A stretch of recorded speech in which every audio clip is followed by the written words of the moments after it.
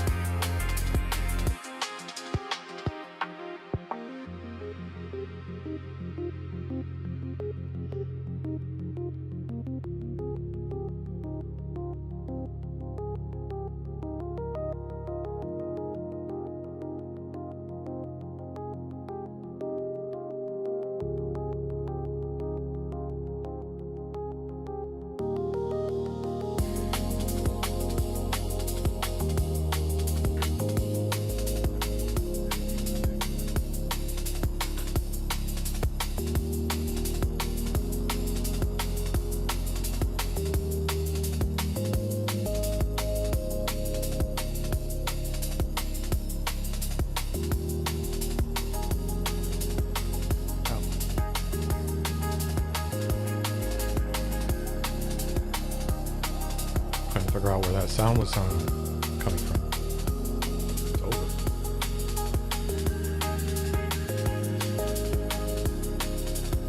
Can't believe it, dude. Can't figure out how to do vertical streaming. I can't figure it out. On YouTube. What am I missing? Chat, what am I fucking missing?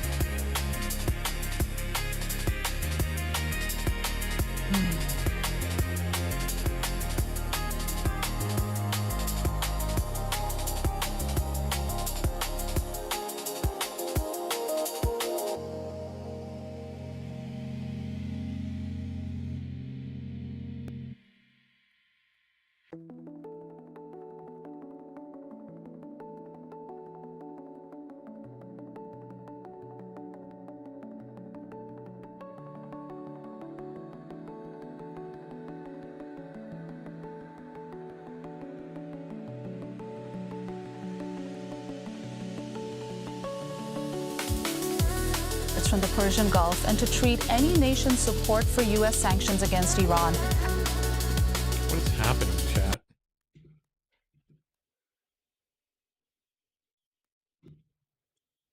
None of my stuff's working.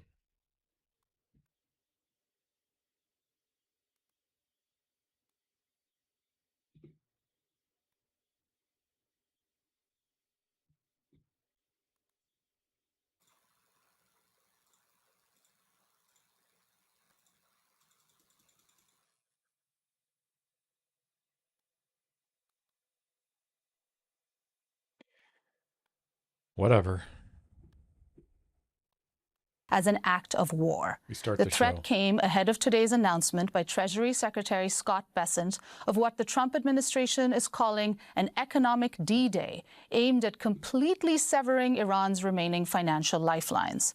This is Iranian Foreign Minister Abbas Araghchi. This is a repetitive scenario, from the crippling sanctions imposed during the Obama administration to the maximum pressure campaign during Trump's first administration, and now the latest sanctions. All of these measures have been introduced under different titles, but they represent the same kind of bullying that we have always seen in American policy. In other words, it is the same movie they keep playing over and over again. We know this movie, so we know how to confront and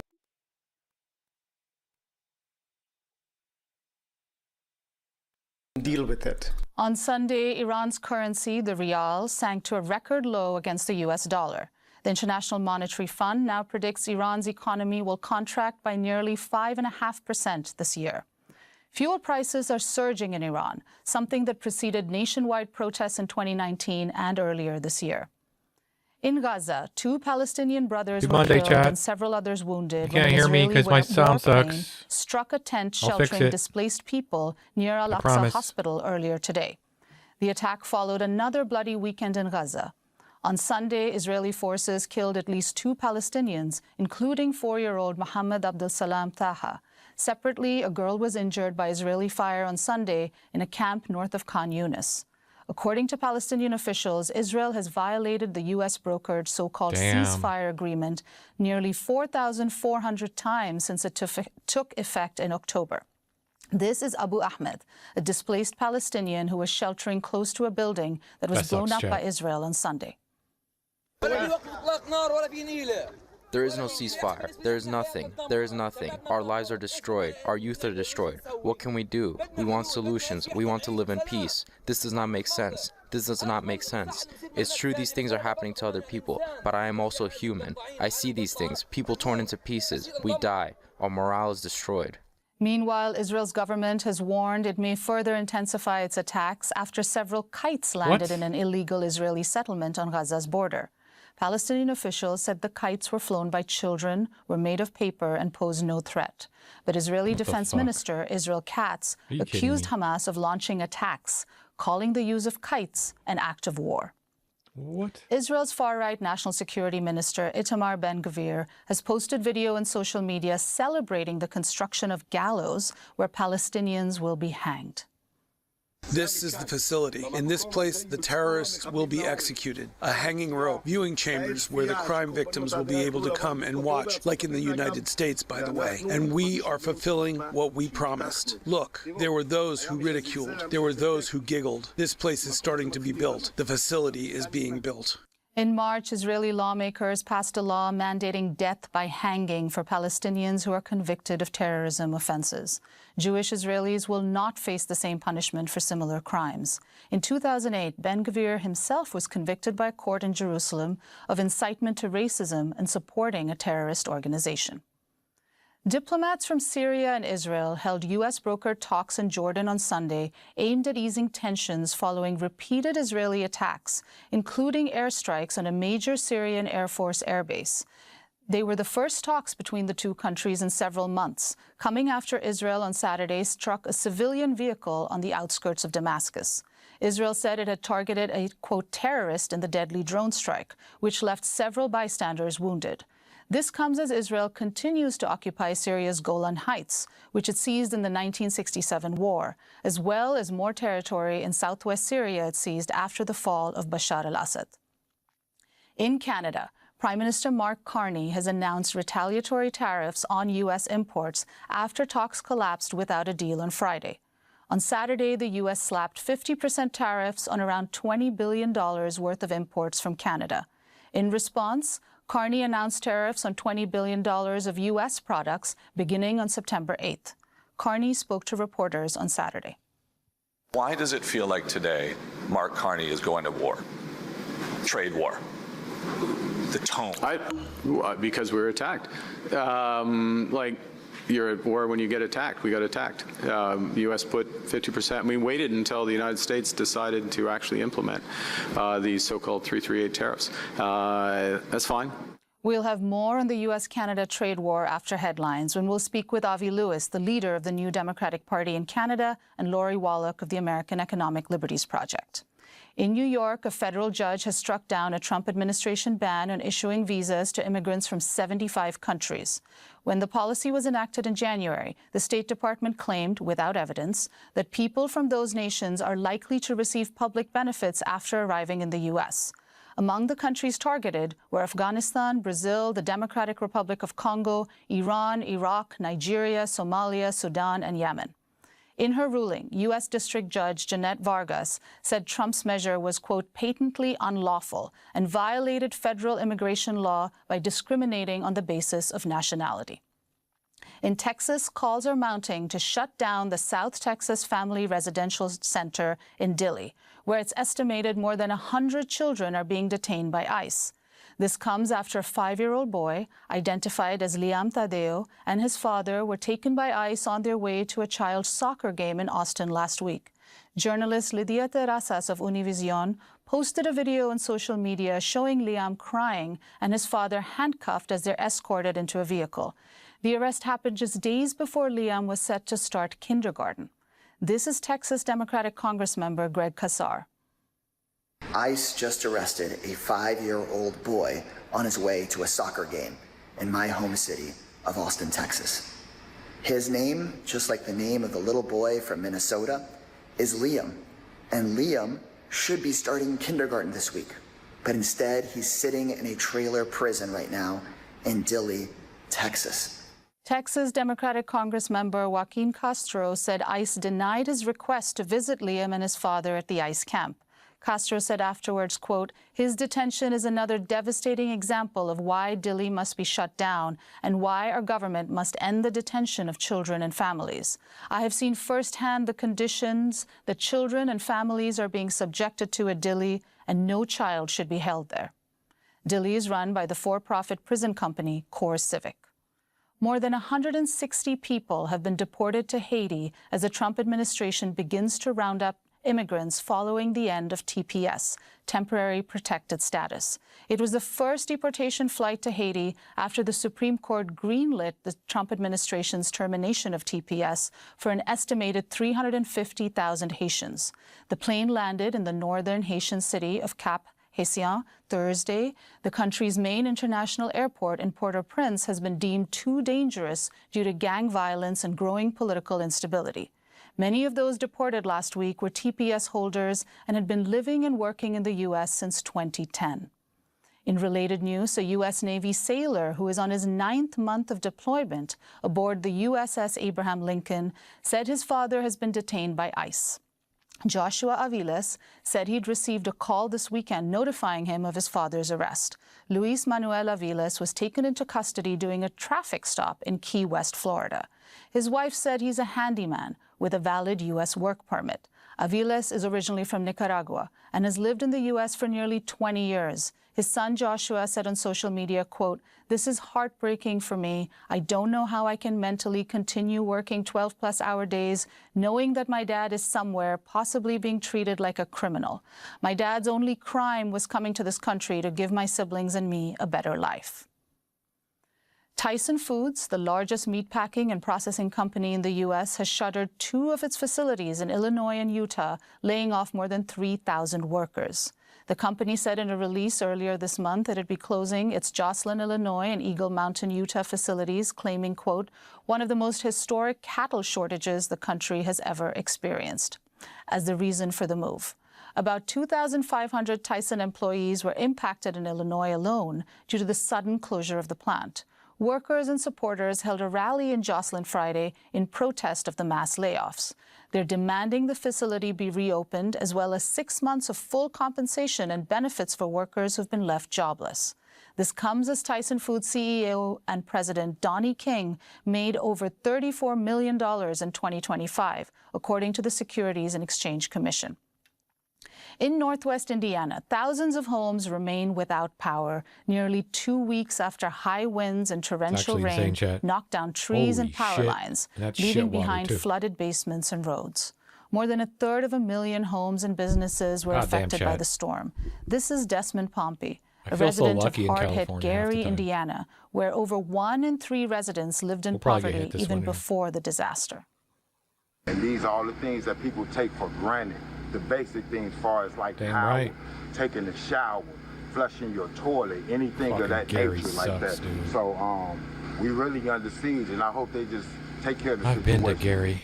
And a private arbitrator has ordered the Washington Post to rehire the opinion columnist Karen Attiah with back pay.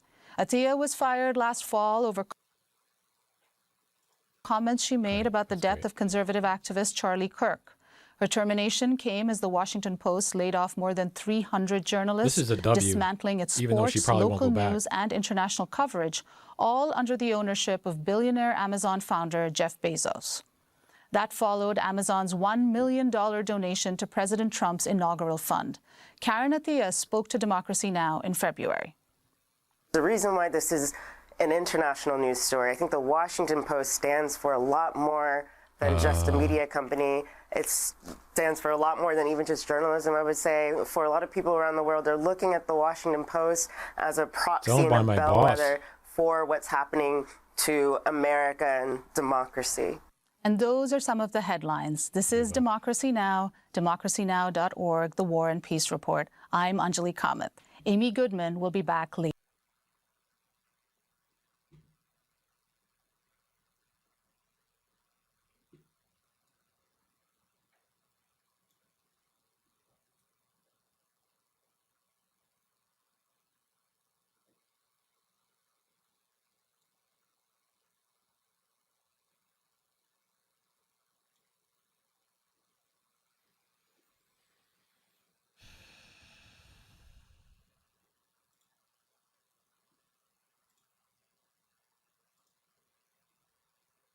The actual F is happening.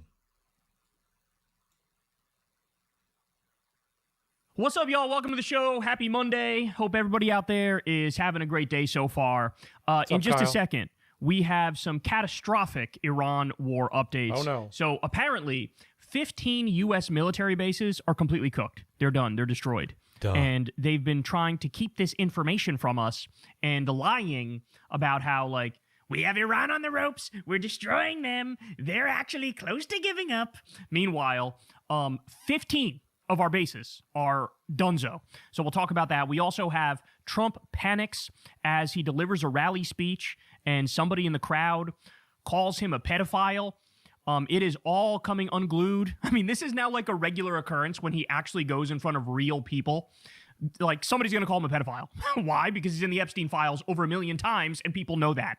So we'll talk about that as well. We also have Canada erupting in fury at Trump over his stupid trade war, which he rekindled for no fucking reason. And that has now backfired spectacularly. So I'll give you all the details on that. And then we also have Hakeem Jeffries, the Democratic leader, is secretly meeting with the Trump regime to try to find ways to work together. I wish I was kidding. I'm not kidding. Just outright assisting the fascists right now. Absolutely unforgivable. He's got to step down. And then later on, Hunter Biden humiliates Bill Maher directly to his face and stops him in his track to the point where Bill Maher goes quiet, which is something that he's probably never done in his entire life. So we'll talk about that as well. You guys know the drill, man. Everybody do me a big favor. Please subscribe to the channel and click that bell icon. That helps out big time and costs you nothing at all. You, of course, can also support the show on Patreon if you're so inclined. That link is below. Even just giving $1 or $2 a month goes a very long way, because remember, y'all, this is real independent media. Yes. I've never talked to an advertiser, never done an ad read, never taken any money from a government or a PAC or anything like that. We're very proud of what we build here. You guys made that possible, so shout out to all of you. You also could sign up for Crystal Kyle and Friends on Substack. That link is below. And go sub to the Corns World YouTube channel. I don't know if we have an episode why you should be thinking about this, okay? So first, let me show you this. Breaking. U.S. Treasury Secretary Bessent announces the U.S. is launching the single greatest financial offensive ever marshaled against an adversary against Iran, according to the Financial Times. Bessent implies the U.S. will directly target China and Gulf states, saying any nation that serves as a financial artery of a withering regime should expect to share in its isolation, and that any country that keeps doing business with Iran will become a, quote, global pariah. This is super dumb chat. Bro, they are literally just speeding up the collapse of the American empire. You know what the ironic part of this is? It's true so stupid. that, like, you know, there are going to be global pariahs in this war, and you're looking at the biggest one, right? Like, he totally flips it and reverses it. This is inverted to the max. Like, obviously, everything he's saying about Iran and countries that work with them is true of us now. Like, we've made everybody hate us. And he thinks he's in a position to, like, throw around the weight of the U.S. and try to coerce people. It's not going to work anymore. Sorry, bro. It's no longer 1996. Like, people are going to tell us to kick rocks. They continue. I know, right? Iran already warned all Gulf countries not to join the U.S. in the economic war, and any country that takes part in imposing economic restrictions on Iran will be regarded as an enemy. Gulf states will have an impossible choice to make. This is insane that I'm about to utter these words, but I'm going to utter these words. I actually kind of feel bad for them. Yes, they're dictators. Yes, they're horrible. Yes, they're incredibly repressive, but they are in a completely cooked situation. Right? Like, they are tied in financially with the U.S. and the West in every imaginable way. Better now. But if they choose to continue down that path, they're basically signing a death.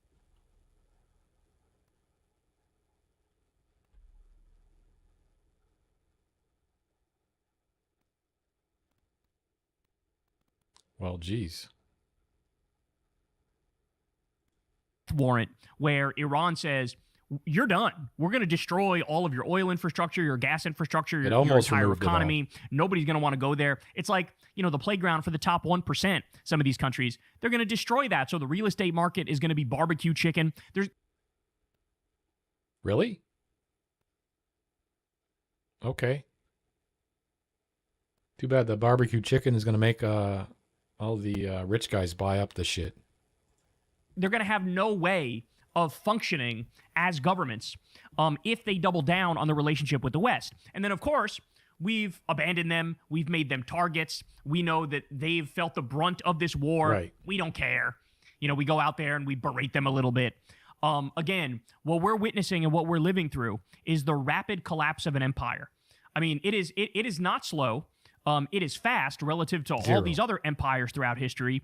And we're about to learn the hard way that that's the case. Okay, so Bessent issuing threats to anybody and everybody. I'm sure that's going to go really well. Let me continue here. Breaking. Iran warns it, quote, will respond with an earthquake-like retaliation in response to Trump's economic warfare, directly warning all Gulf countries not to join the economic war, and saying Iran will strike all U.S.-backed Gulf energy infrastructure and Hormuz bypass oil routes, including Yanbu and Fujairah. Iran's SNSC chief Rezai told IRIB. Iran adds, quote, if neighboring countries of Iran join the economic war with the Americans, not a single drop of oil will leave the Persian Gulf and the Strait of Hormuz, and we will also target other routes through which oil is exported from the Persian Gulf. Iran says it has so far only targeted military bases and has not attacked any U.S. economic interests. But, quote, if they choose to escalate to an economic war, we are prepared to target all American oil and economic companies in the region. And ladies and gentlemen, there are a lot of American companies in the region. And there are a lot of potential workarounds that have been used to get oil out of the Middle East. And Iran saying, we know about them, and if you escalate, we're going to tit for tat in this bitch, and we're going to make you pay a pound of flesh. So, again, this is getting really, really serious, really, really fast.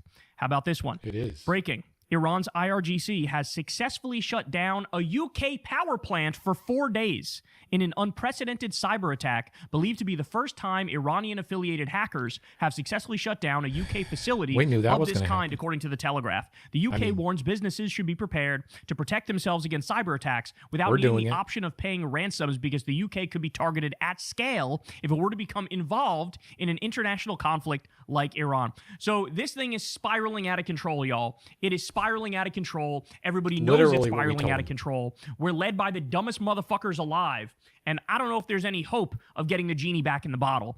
But now we have UK power plants that have been shut down for 4 days because of Iranian cyber attacks. That's incredible stuff. All right. Here we go. How about this one? This one is insane. What? Navy families evacuated from Bahrain face uncharted territory amid bureaucratic confusion. That is crazy. One active duty Navy spouse said the family fell into a gap in the military's evacuation policies and has paid nearly $40,000 out of pocket. This is what happens when the U.S. government is panicking. This is what happens when they don't know what they're doing. This is what happens when it's hell on earth and it's chaotic and it's mayhem.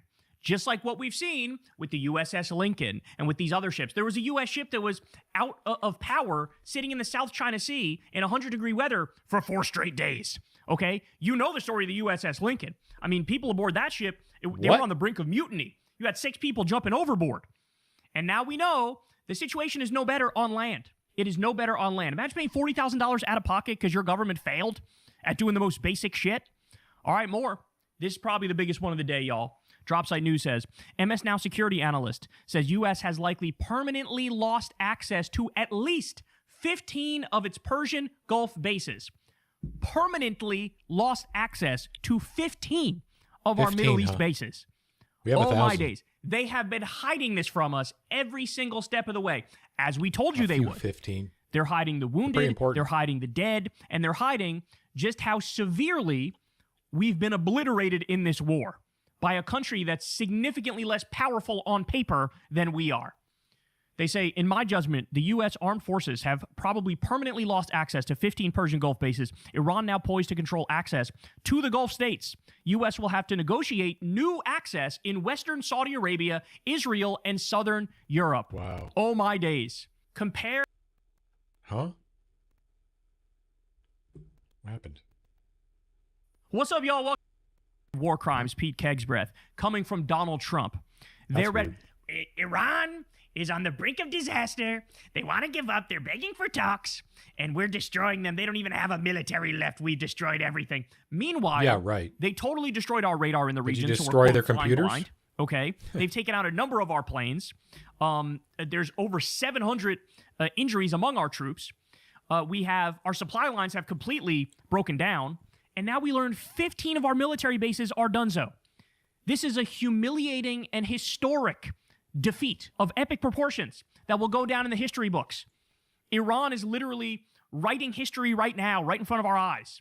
And the fucking idiots in our government are just getting dunked on over and over and over. It truly is incredible. I've never seen anything like it. Dropsite says the following. Global crude markets are underpricing a looming supply crunch. Oil and... Yeah, we told them this was going to happen too. Kyle, me, Hassan, Central Committee, all the leftist streamers on YouTube.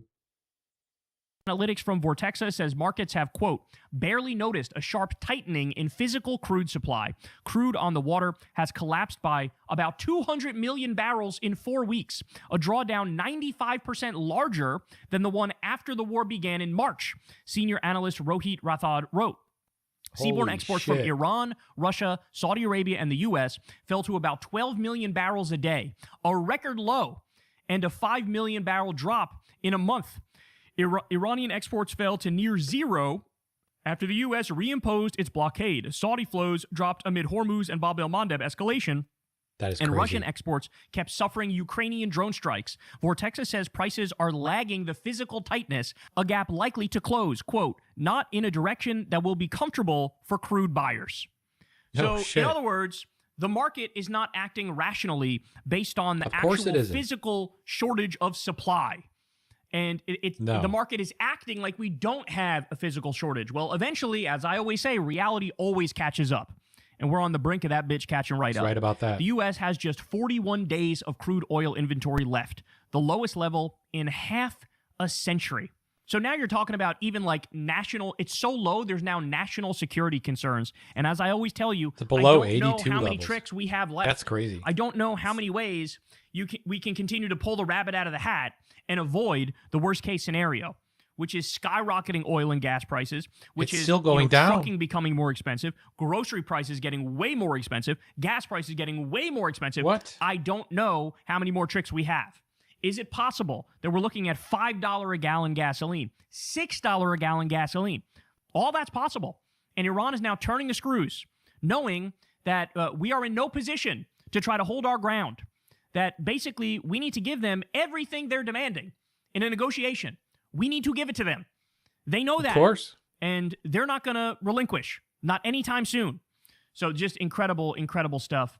Now, at the same time all this is happening, ready? Trump comes out. Iran is completely collapsing. President Donald J. Trump. Just absolutely insane how dishonest this man is. This is pure dishonesty. He knows it's dishonest. He's a pathological liar. He knows he's lying. What do I always tell you guys? There are stories of Trump literally a day before one of his businesses going belly up and going bankrupt. He gave a speech where he said, everything's going great. We got profits right around the corner. We're really in a tremendous position, a phenomenal position. He was singing the praises of a company of his that went bankrupt a day before they filed for fucking bankruptcy. That's who this man is. Portrayed himself as a business genius. He had 6 business bankruptcies.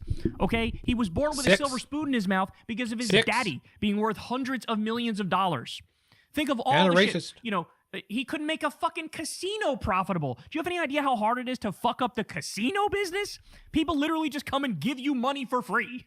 Are you insane? Trump vodka, Trump steaks, which were only sold at the Sharper Image. What the fuck is that about? But this is who this guy is. He's a failure. The Sharper Image. He fails and makes things fall apart. One thing after the next, after the next, after the next. And here we are. Iran is completely collapsing, he says. It's collapsing. They are in the strongest position they've been yet. Truly astonishing. Folks. And then also, I had to show you this as well. So today, this just dropped. Breaking, the U.S. military struck a boat in the Eastern Pacific, killing 2 people on board. So I'll play this here. Must and you not can appear kind on of see. anyone's I know it's black and white search. video, but this is yet another example of innocent people, random people being mass murdered in a terrorist attack from our government right in front of our eyes. No trial, no evidence, no due process, no constitutional rights, no questions asked, just a policy of mass murder, a policy of terror attacks. It's been happening in the Pacific. It's been happening in the Caribbean. We covered the story of fishermen who were murdered by the U.S. Then some people who survived were taken captive. They were tortured. Then there was an investigator in Ecuador looking into this. Then the investigator was murdered. I'm not kidding about any of this. This is all on the record. It's been, you know, the media has covered this. Okay, so now we're at over 183. I literally lost count. Maybe it's over 190. Maybe we're at 200 or more now of these innocent people, most of them fishermen, being mass murdered in the Caribbean and the Pacific, and nobody's going to talk about it. Nobody's going to talk about it. When you talk about the crimes of the Trump regime, this should be top of mind. Nobody's going to mention it. Nobody's going to talk about it. It's going to be in and out of the news. Not even in a full day. It's going to be half a day.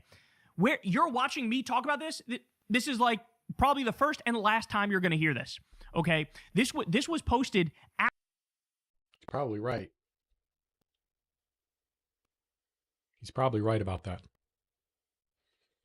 Hours ago, it only has 16,000 views. In a world that made sense, it would have 10 million views, and everybody would be fucking outraged, and they would be screaming for somebody to get arrested over this, and for there to be justice delivered about this. But we now live in hell. Some kind of justice. Where government-sanctioned mass murder and terror attacks is a shoulder shrug. And so this is where we are. And by the way, notice, as Donald Trump continues to get humiliated and destroyed in the realm of the Iran war, what do authoritarian dictators do in a situation like that? They try to save face elsewhere. They try to feel better about themselves elsewhere. And what's his way of doing that? yeah, let's greenlight more, more terrorist attacks on innocent fishermen and kill people in the Pacific and the Caribbean. And then I'll go out there and brag that we're really collapsing the drug trade. The drug trade is down 100,000 trillion% because I've been taking this policy. It's very successful. We're showing everybody how tough we are by mass murdering innocent people. So this is what happens. Yeah. Right? By the same token, they might move on. So fun, right? Cuba relatively soon. Because as Trump is taking L after L after L, he tries to make himself feel better, right? He still brags about, we kidnapped the president of Venezuela, we're stealing their oil and their gold. He brags about that. He's happy about that. Since Iran is teaching him a lesson and he's losing, cool. He's now going to take it out elsewhere. Like on Cuba, gold. More on these innocent fishermen in the Caribbean. So we are dealing with a malignant narcissist and a dead-eyed psychopath and sociopath, and everybody needs to understand that. And since nobody else is going to spread the word on this, you guys got to help spread the word on this. There's still mass murdering fishermen in the Caribbean and the Pacific, and it drives me crazy that people don't talk about it more. On this crime alone, Trump should be in prison for life. And I feel like I'm being too kind by just saying he should be in prison for life, if I'm being honest with you. If I told you what should really happen, I'd probably be fucking banned from YouTube. Okay? You're right. But this is completely and utterly unacceptable. It's grotesque. And this is what my tax money and your tax money is funding. This is what it's funding. As he kicks 18 million people off their health care with the Medicaid cuts, he takes that money and turns around and starts mass murdering fishermen. Who the fuck wants this? Who asked for this? Nobody wants this. Nobody asked for this. But this is where we are. Absolutely grotesque and disgusting. No one and Iran is obliterating the U.S. now and obliterating Trump now. And so he's... This next guy asked for it for sure. All right.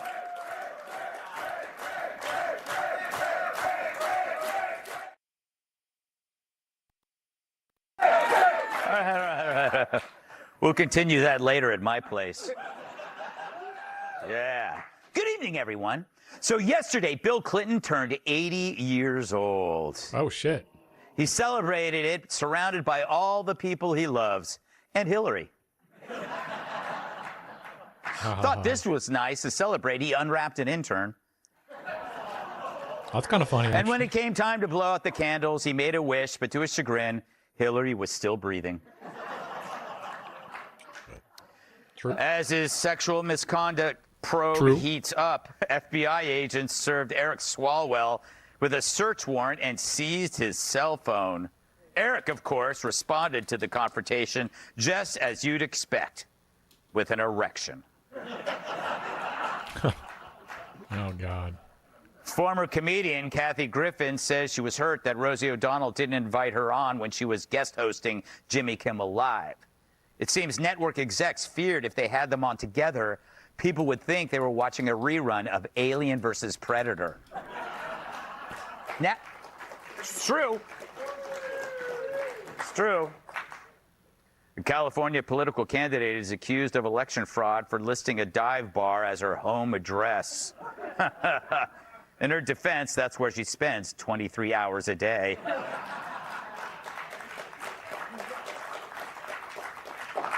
ABC said the FCC forced The View to book far fewer political candidates as guests. Meanwhile, the EPA begged them to cut back on methane emissions. What? According to a new study, there is an increase in deadly car crashes every time Taylor Swift drops a new album. It's true. Evidently, people take their hands off the wheel to cover their ears. Wow. Science. How dare you, sir? Finally, a Florida woman accused of scamming senior citizens out of money was arrested and discovered hiding $3,200 in her vagina. Huh? In her defense, that's the last place anyone would ever look.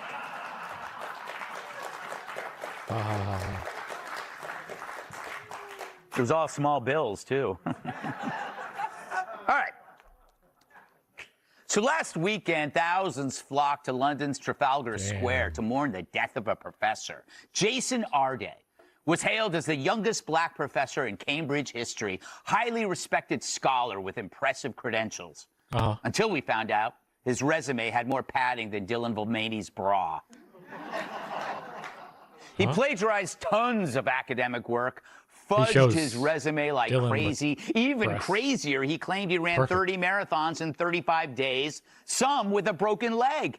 He raised a non-existent $5 million for charity, lied about having 2 brain tumors, spending months in a coma, and claimed he couldn't read or write until he was 18. He even claimed he survived testicular cancer despite having the balls to present these fantasies as truth. Basically, his whole life was as believable as Liz Warren beating General Custer at Little Bighorn. What? Now, when the He has the truth same came out, jokes. he resigned, but not after sicking his lawyers and police on reporters who covered his deceptions. Then he killed himself. Every time. And that crowd blames, obviously, racism. Which reminds me of another martyred soul who had gatherings in his honor, George Floyd. Cause of death? Racism. It certainly wasn't the... Actually, fuck you. Yep. Fuck you, Gutfeld.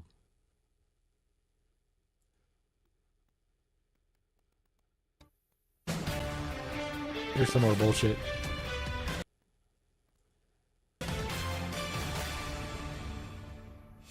If you're all going to stand here with me today, will you at least answer some questions for me? My first question is, do you believe... Trans lives matter! Trans lives matter! Trans lives matter! Ha.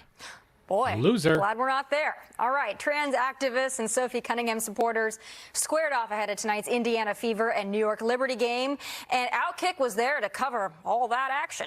Hello, everyone. Welcome to the final hour of the Big Weekend Show. So while the trans activists were causing problems, the Sophie supporters were, a lot more civil. She did this with tremendous risk to her personal safety, her career. And I just am very grateful for her speaking up. For Sophie speaking up and not backing down and continuing to say what she said and speaking up for all of us female athletes is so inspiring. And I know that's going to push every female athlete to speak out and continue to push for this. Is it? Yeah, much different interview there. But this comes as WNBA Commissioner Kathy Engelbert is accusing others of using the debate to, quote, sow divisiveness, while Cunningham calls for bold new leadership in the league. Yeah, I would say so. Alicia, the WNBA, with all of this, has moved so far away from the sport, the athleticism, the players, and has become, in a lot of ways, a joke because the league... No, it hasn't. No, it hasn't. The only reason you guys care about the WNBA is because of this. Otherwise, you wouldn't be watching it. What are you talking about? Leadership can't figure out why protecting the W in the WNBA might be an important concept. Yeah, it's gotten to the point where it's almost like, oh yeah, and they also play basketball because it's all messed up with all of the politics. And I was listening to that supporter out there when she said, that she's so grateful to Sophie Cunningham for risking her personal safety for what she said. And what she said was men shouldn't compete in girls' sports. And she risked her safety to say that. Think about that. No, she didn't. didn't. That's true because she's received threats. And we see these people out here protesting and doing all this. We know that this is an 80-20 issue. Democrats in 2024 learned the hard way that this is an 80-20 issue. Or is it just that 20% are all out there at these events screaming and yelling? It's just, honestly, just as someone who's covered this stuff and covered campaigns, I'm very surprised that this still has such a loud voice out there when the vast majority of Americans, not Republicans, Americans. I'm really, as an elder, I don't understand why this just won't go away. Like, you're the ones,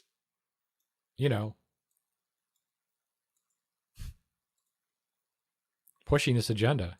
What do you mean? Don't think this is a good idea. Joey, what do you think it is with the leadership? Why can they not figure out what a distraction this is from what they've been building with Caitlin Clark and Sophie Cunningham really taking the lead? I think in the beginning, the Caitlin Clark stuff was because it brought more the drama, like that WWE Attitude Era. Brought more eyes to the game. just like the bullshit, the talent of Caitlin Clark. You guys are the ones talking about it. Also brought the attention, and so I think they let that simmer for. There was literally a trans person that served in WNBA or was in the WNBA, I think from until 17 for like 6 years. Did you hear about it? A fully transitioned female playing. Yeah. And nothing against them at all, but their career was not exceptional. They weren't dunking on the girls, quote unquote.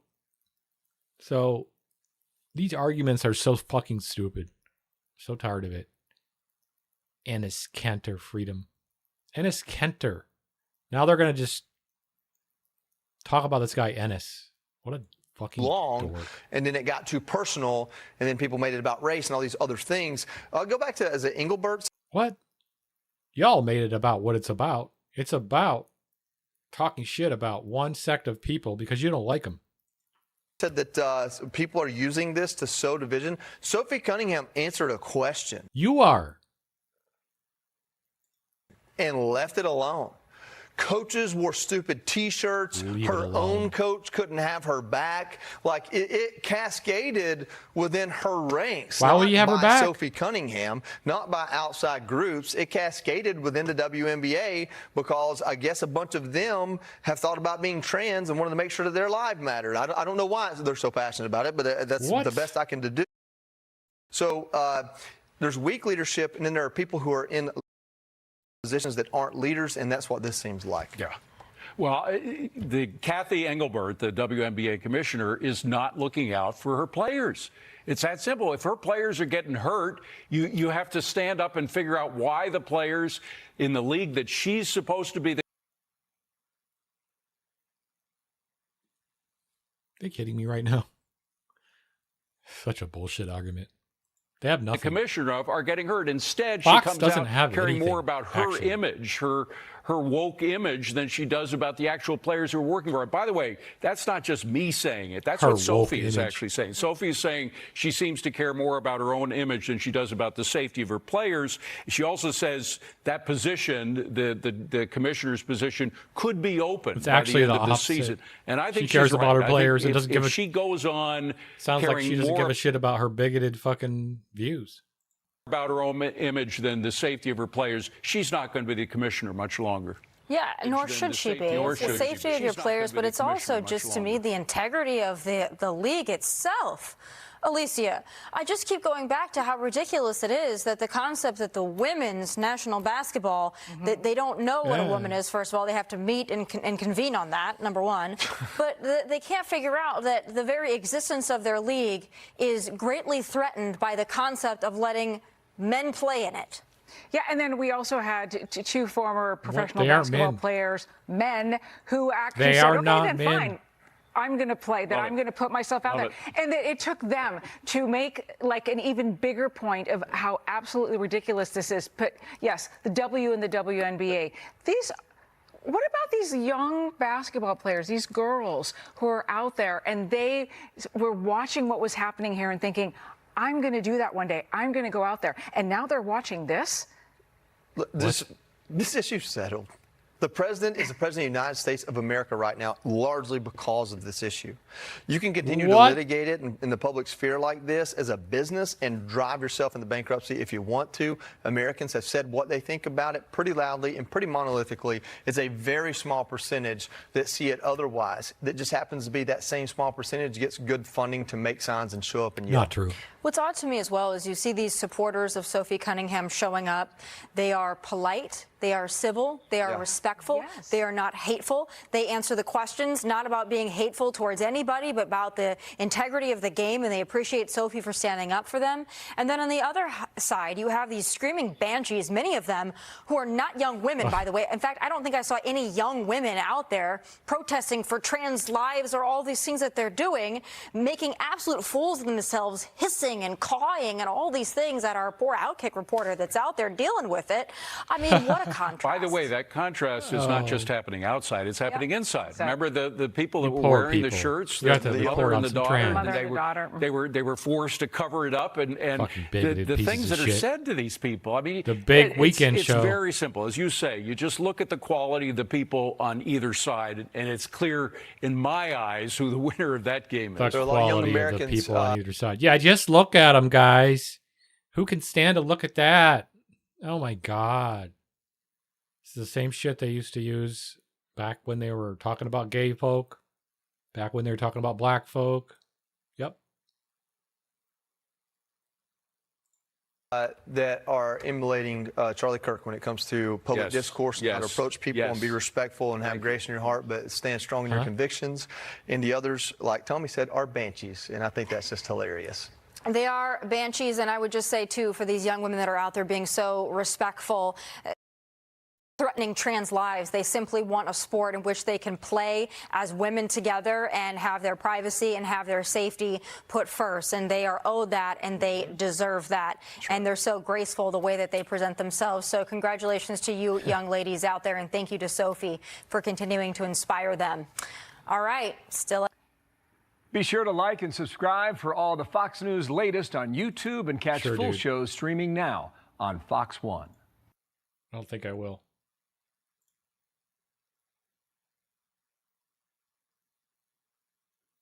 So there were some protests against Peter Thiel, I guess, in Argentina.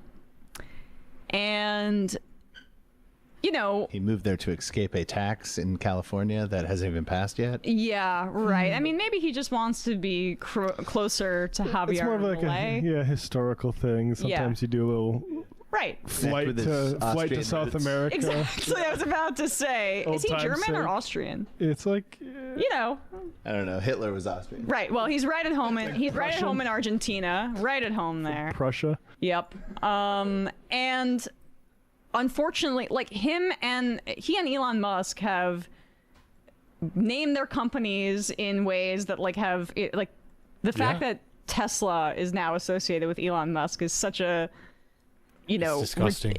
Poor Nikola Tesla in his memory, and he should not have to be associated with Elon Musk. Yeah, And I don't think ethically they are great matches personally. from yeah. what I know about Nikola Tesla. Exactly. And for Peter Thiel, I'm a nerd. I love Lord of the Rings. I have the extended box DVD sets, for example, so I don't love that he has inserted Lord of the Rings lore into his company, and it seems like these protesters have a similar orientation, so they went and protested his mansion, and check out what they're wearing.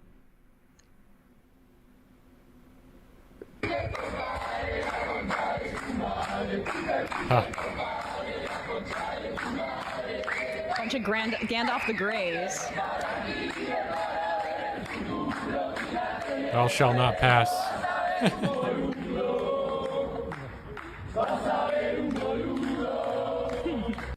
It says "You shall not pass" on the banner there. I can't see what the second line is. Some based Argentinians. But they all, I guess, have matching Some outfits. leftists. But yes, a bunch of Gandalf the Greys protesting in Argentinians. front of his Buenos say that name. Aires mansion. Ooh la la. So Love to see it. Love to see any time people find out where somebody like Peter Thiel lives to go harass them there. I enjoy that. And also I like to see the Lord of the Rings thing. It's nice because at first glance I thought it was going to be Harry Potter related and I was going to have to roll my eyes. Right. And thankfully it was Gandalf costumes. Yes. And also, I will at the very least say that Peter Thiel is smarter than Elon Musk, and so he at least understands how evil his technology is. Like Palantir is warned as being Saruman uses it for evil, and so Peter Thiel's at least self-aware about it. But when you think about it a little bit too much, it can be quite concerning, given the guy who thought that, context. that our country went wrong when we started letting women vote. Yeah, and like the fact that it's a surveillance technology company that's associated with an all-seeing eye, and the intention of the original text that named Palantir that was to identify it as evil, and the and he still did it anyway because he knows that what he's doing is pretty evil and he enjoys it as he rants about how other people might be the Antichrist, not him. Not him. Hey, folks, don't forget to hit the subscribe button and check out our daily show. He is We the do it Antichrist. every day at 12 p.m. Eastern for about 2.5 hours. We even take phone calls. anyone is, you he should is. check that out.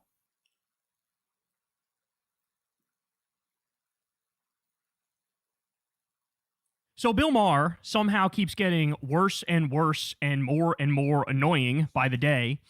So he had on Hunter Biden here, and Hunter just does a masterful job putting him in his place and stopping him in his tracks, and sort of humiliating him because Maher is almost going to get like defensive over Trump's Iran war, right? Like very, very weird, very strange stuff. And Hunter just like seamlessly dismantles the bullshit. Let's listen. In the last 500 days of this administration, Don Jr.'s company has taken in over $3.4 billion in Department of Defense contracts. He got a $640 million loan pushed through by the White House, the largest single loan to any private company ever given out by the Department of Defense.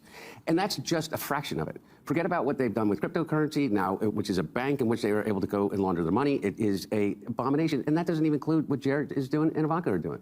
He gets paid over $100 million in fees by the Saudis alone, for a $6.5 billion fund that he controls, which is all Gulf state money. And he is our unelected, unappointed emissary to the Middle East for a war that nobody asked for. It is absurd. It is literally absurd. What? Not nobody. Oh, that's true. Bibi Netanyahu asked for it, and he was 100%. Your father, among every other Democrat. Excuse me. Do you hear him? Do you hear how defensive he's getting over Trump's illegal war of aggression against Iran? Look at Bill Maher's body language and his voice. He's like exasperated about this. Listen. Nobody asked for. It is absurd. It is literally absurd. But, not nobody. Oh, that's true. Bibi Netanyahu asked for it, and he was 100%. Your father, among every other Democrat. Excuse me. Yes. Every Democrat said Iran can't have nuclear weapons. And every single Democrat and every president since Jimmy Carter refused what the Israelis wanted. Refused what the Israelis wanted was to bomb Iran. Well, every single one of them. The only person who fell for it was Donald Trump. Yeah, true. Yeah. So Bill Maher was like angry and defensive and exasperated. That's like, a Hasan how line. dare you? What the Iran war is not necessarily bad. Remember, Bill Maher supported that when it first happened. Remember that? Damn. Remember that? Oh, how dare you? And then Hunter's like, the only president who was fucking dumb enough to fall for it and to give Netanyahu and the Israelis exactly what they wanted was Donald J. Trump. Obama told them to kick rocks. Joe Biden told them to kick rocks. George W. Bush told them to kick rocks. Even George W. Bush realized, like, I don't know about that, war chief. I think that one's going to be a little tough there, fella. We're going to go ahead and pass on that there, fella. And for all my criticisms of Biden, one of the things that was reported is that Bibi did try to do the exact playbook on him. And he called Biden and said, we got our fighter jets on the runway. We're about to go bomb Iran right now because there's a threat against us. And Biden not only said, we're not going to go with you, he also said, you're going to stand down and you're not going to bomb them. So, like, every other president was smart enough to see through it except fucking Donald Trump and Bill Maher, because he's a fucking dyed-in-the-wool Zionist hack. Bill Maher can't help but get, like, defensive over the war against Iran because can't have Iran have nuclear weapons. Yes, and Barack Obama was right about that, and he was able to fucking guarantee that they weren't going to get a nuclear weapon. And then Donald Trump came along and ripped up that agreement, okay? So humiliating. But you could tell that Hunter checkmated him there, because at the end of it, Bill Maher was like, okay, yeah, right, okay. Yep, you're right. It was like getting meet. Okay, all right, you got it. All right, you got it, dog. Yeah. And he's right. Like he had nothing to say in response to that. Crazy, nothing whatsoever. But like I said, Bill Maher has gotten worse and worse and worse, because here he had Dana Bash, one of the worst CNN hosts, on his show here. They start talking about John Ossoff, and this fucking this is like one of the most annoying and dishonest conversations I've ever heard. So let's listen to what they have to say. So what do you think of this new star, John Ossoff, I mentioned in the monologue? I mean, we've mentioned him before. He's been there for a couple of years in Georgia. He's kind of Obama-esque when he speaks, and he really lit into Trump in a way that people seem to be, certainly on the left, thirsting for. The problem is he's Jewish. I mean, I know we don't want to talk about that, but we need to talk about that. Why is that a problem? Is he's Jewish? Not for nothing, Bill. Who's the second most popular politician in the entire country? Bernie Sanders. He's Jewish. He's beloved by Democrats. Yep. What the fuck are you talking about? He's literally inventing out of whole cloth an anti-Semitism scandal that he's tarring Democratic voters with. He's literally just making it up. None of us. You want to know why he's doing it? He's anti-Semitic. conflating the Democratic base being anti-Israel. He's conflating that with anti-Semitism, pretending like, well, obviously you guys don't like Jon Ossoff because he's Jewish. Actually, no, Bill. I think the main criticisms of Ossoff is that he's not in favor of Medicare for all, and he voted for the Laken Riley Act. Yep. That's the main criticisms of him. Literally fuck the nothing to do with his Lincoln-Riley religion. Act. Not a single thing. But Anyone you're that fucking votes for making that it is up an and idiot. smearing the left with it, smearing Doesn't deserve Democratic a livelihood. voters. I mean, I know we don't care want to talk about if that, he's but Jewish we need or to talk fucking about that because easy. that is the situation in the Democratic Party. They think Gaza is a genocide. It is not. There's an actual meaning to the word genocide. It doesn't come close. But Oh, my days. Oh, he is so cooked. I simply don't understand how somebody who considers himself like a logical, rational liberal can look at every single human rights organization in the world, correctly labeling that a genocide, and he just goes, nah, I'm not going to do that. Nope, nah. And it's all because he's a Zionist. It's all because he's a Zionist. He refuses to acknowledge the basic reality. Like, to be that defiant and that obtuse and that ridiculous when, like, we all saw the genocide live streamed on our social media feeds, and he just like, it's definitely not that. It's not even close. He said not even close. Really? When they Not destroy, even what, close. 80, 90% of all of the buildings in Gaza? Then what is And genocide? they kill children and they shoot them in the face and they Are you starve fucking people and they kidding me bomb right now? World Central Kitchen workers and UN workers and they had right-to-rape protests and every single atrocity that we saw, killing people, waving white flags. And now it's not even close. It's not even close. The minimum number of dead is 70,000. Not even close. Not even close. I wonder by when way, the last like time a man 90% of them or smacked more innocent civilians. Not even Bill close. Maher Not even in the close to a face. genocide. What I a wonder sick when the freak, last man. time word he got genocide, smacked in the it doesn't face. come close. But as long as you tag that name, genocide, of course. He's not even worse a What kind of punch. normal person would not hate someone who's responsible for a genocide? What the fuck does this have to do with Ossoff? I would literally What the smack fuck him if does he said this that have, shit in like, front of my literally face. nothing to do with I swear to And they've God, I all just couldn't help signed on myself. to this because they're just big on buzzwords and lawn signs and bumper stickers. That's as deep as they go. And likes on their social media. And likes. So, oh, look at that. Dana Bash casually agreeing with Bill Maher when he says it's not a genocide and he's smearing Democrats and left-wing voters. What the fuck We are you watched doing this on CNN, yesterday. Dana Bash? Or What are we you watched doing? this Friday. Is this your job? To run interference and run cover for a genocidal terror state known as Israel? Is this your job? Maybe it is. you have to say it. There was a Congressman Scott Wiener. He's, I think, going to take Nancy Pelosi's seat in San Francisco, and he wasn't saying genocide, and they surrounded him, a mob, and yelled at him and said, "You're not gay." He's gay. They're not really gay unless you. What the fuck does that have to do with genocide? Right. Say it, and he did because the Democrats are cowards. You know, can I just... What? What? What? No, it is cowardly to not call it a genocide. It's cowardly because it obviously is a genocide, and all the experts say it is a genocide, and we've all seen it with our own two eyes. And to not call it genocide means you're cowardly. You are cucking yourself to the Israel lobby because you want campaign contributions. Right? No like shit. that. So it is cowardly. It absolutely is cowardly. The fuck does that have to do with genocide? Right. Say it, and he did because the Democrats are cowards. You know, can I just, what a coward! This is factual. Do you know the only country in the Middle East that has gay rights? Of course. Yes, that's why the people with the Queers for Palestine T-shirts are so out of their mind. Israel doesn't have gay marriage. I've never seen a country get sucked off so thoroughly. They have gay rights. Gay marriage is not even legal there. Would you call that gay rights? Was this country pro-gay rights before we had gay marriage? Would you say that's pro-gay rights if you don't even have gay marriage? That's basic equality. They don't even have that. Oh, they're pro-gay rights. Are you fucking kidding me? Are you fucking kidding me? And by the way, even if they did, it's just a have gay Hasbro marriage, talking like, point. What, does that give you a pass to shoot babies in the face? Is Yeah. that what that does? Does that give you a pass to use thermobaric vacuum bombs and vaporize hundreds of people in one fell swoop? Does that give you a pass to do that? Oh my God, I hate him so much. But you heard him. The argument was, well, yeah, Jon Ossoff is great, and like Democrats and left-wingers, everybody seems to like him, but obviously he's got a problem. He's Jewish. And obviously left-wingers and Democratic voters don't want that. What's this we have here? Lauren Windsor says the following. Jews in Congress, 30 Democrats, 31 with Bernie Sanders, versus 4 Republicans. Of the 30, 9 are in the Senate versus 0 Republicans. The Dem Senate caucus is led by a Jew, Chuck Schumer. Which party elects more Jews, Bill Maher? To use this moment Yeah, of exactly. rising white nationalism, What the fuck, to use bro? this moment of You're lost. skyrocketing popularity among young Republicans. Literal people numbers. like Nick Fuentes, who's an We're actual numbers, guys. dyed-in-the-wool anti-Semite. Don't get it use twisted. This moment to go after Democratic voters and left-wingers saying, we have a problem with Jewish people? Yeah. No, Bill. We've never No, had a you're the problem with one Jewish has the people. problem, Jewish bitch. people are our brothers and sisters, okay? We have a problem with Zionists. We have a Yep, problem there's a with big people difference. who are mindlessly cheering on a state that is currently committing a genocide live-streamed in 4K. That's what we have a problem with, because we arm it and we fund it, and I Yeah, don't and want if you that. so I want happen to my- be a Zionist and a Jewish person, it doesn't. I don't have a problem with you because you're Jewish. It's because you're a Zionist. Okay?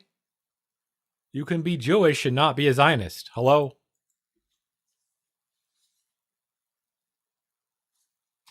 money to go to healthcare for you.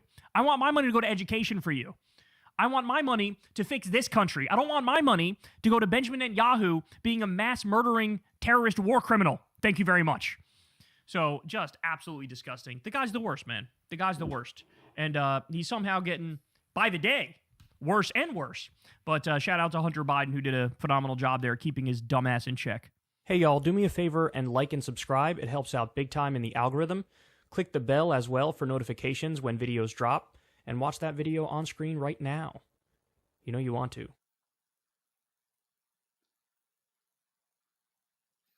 And here's some Bill Maher left shouting out Mug. In fact, we've had Mug members, Marxist Unity Group Mug members on this program. We appreciate our comrades over there very, very much. But this is Bill Maher giving a little bit of a warning about the Marxist Unity Group.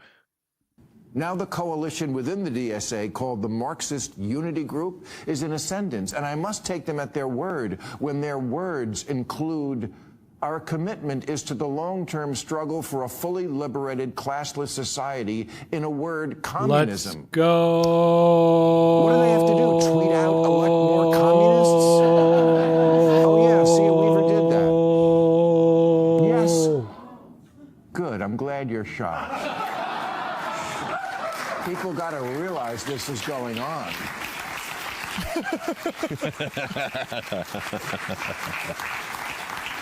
Yes, my vote is in play. I'm not voting. Well, that's cool. I'm glad to hear. Fuck off back to the White House. Yeah, I'm glad to dickhead. hear that your vote is in play, asshole. And let's just remind everybody, because I think we did something on Bill Maher specifically, but they're really fixated on Sear Weaver.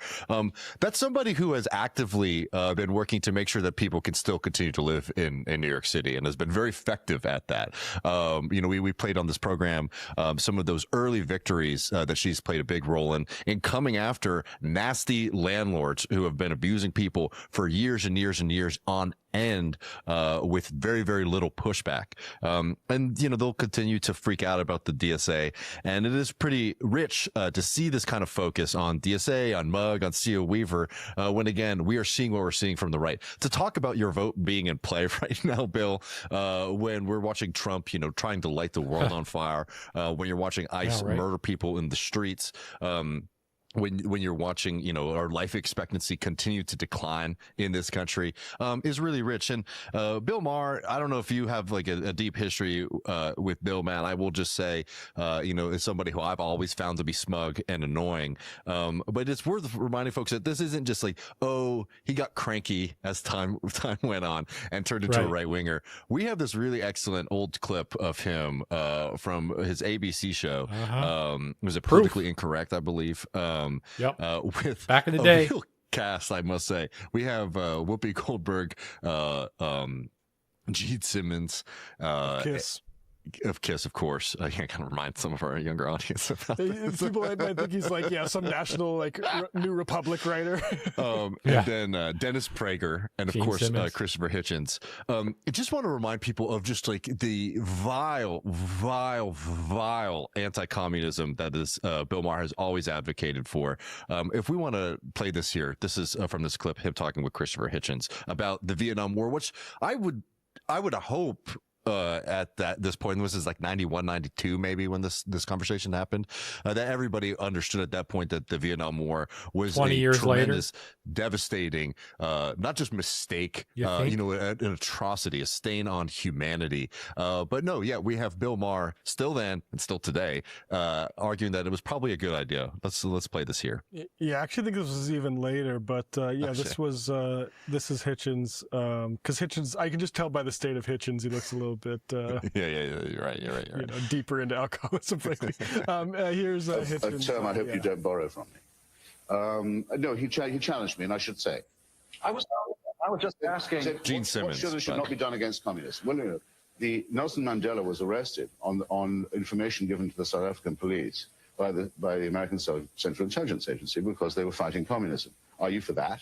Is anything done against communism okay with you? Would be my question. Listen, the war in Vietnam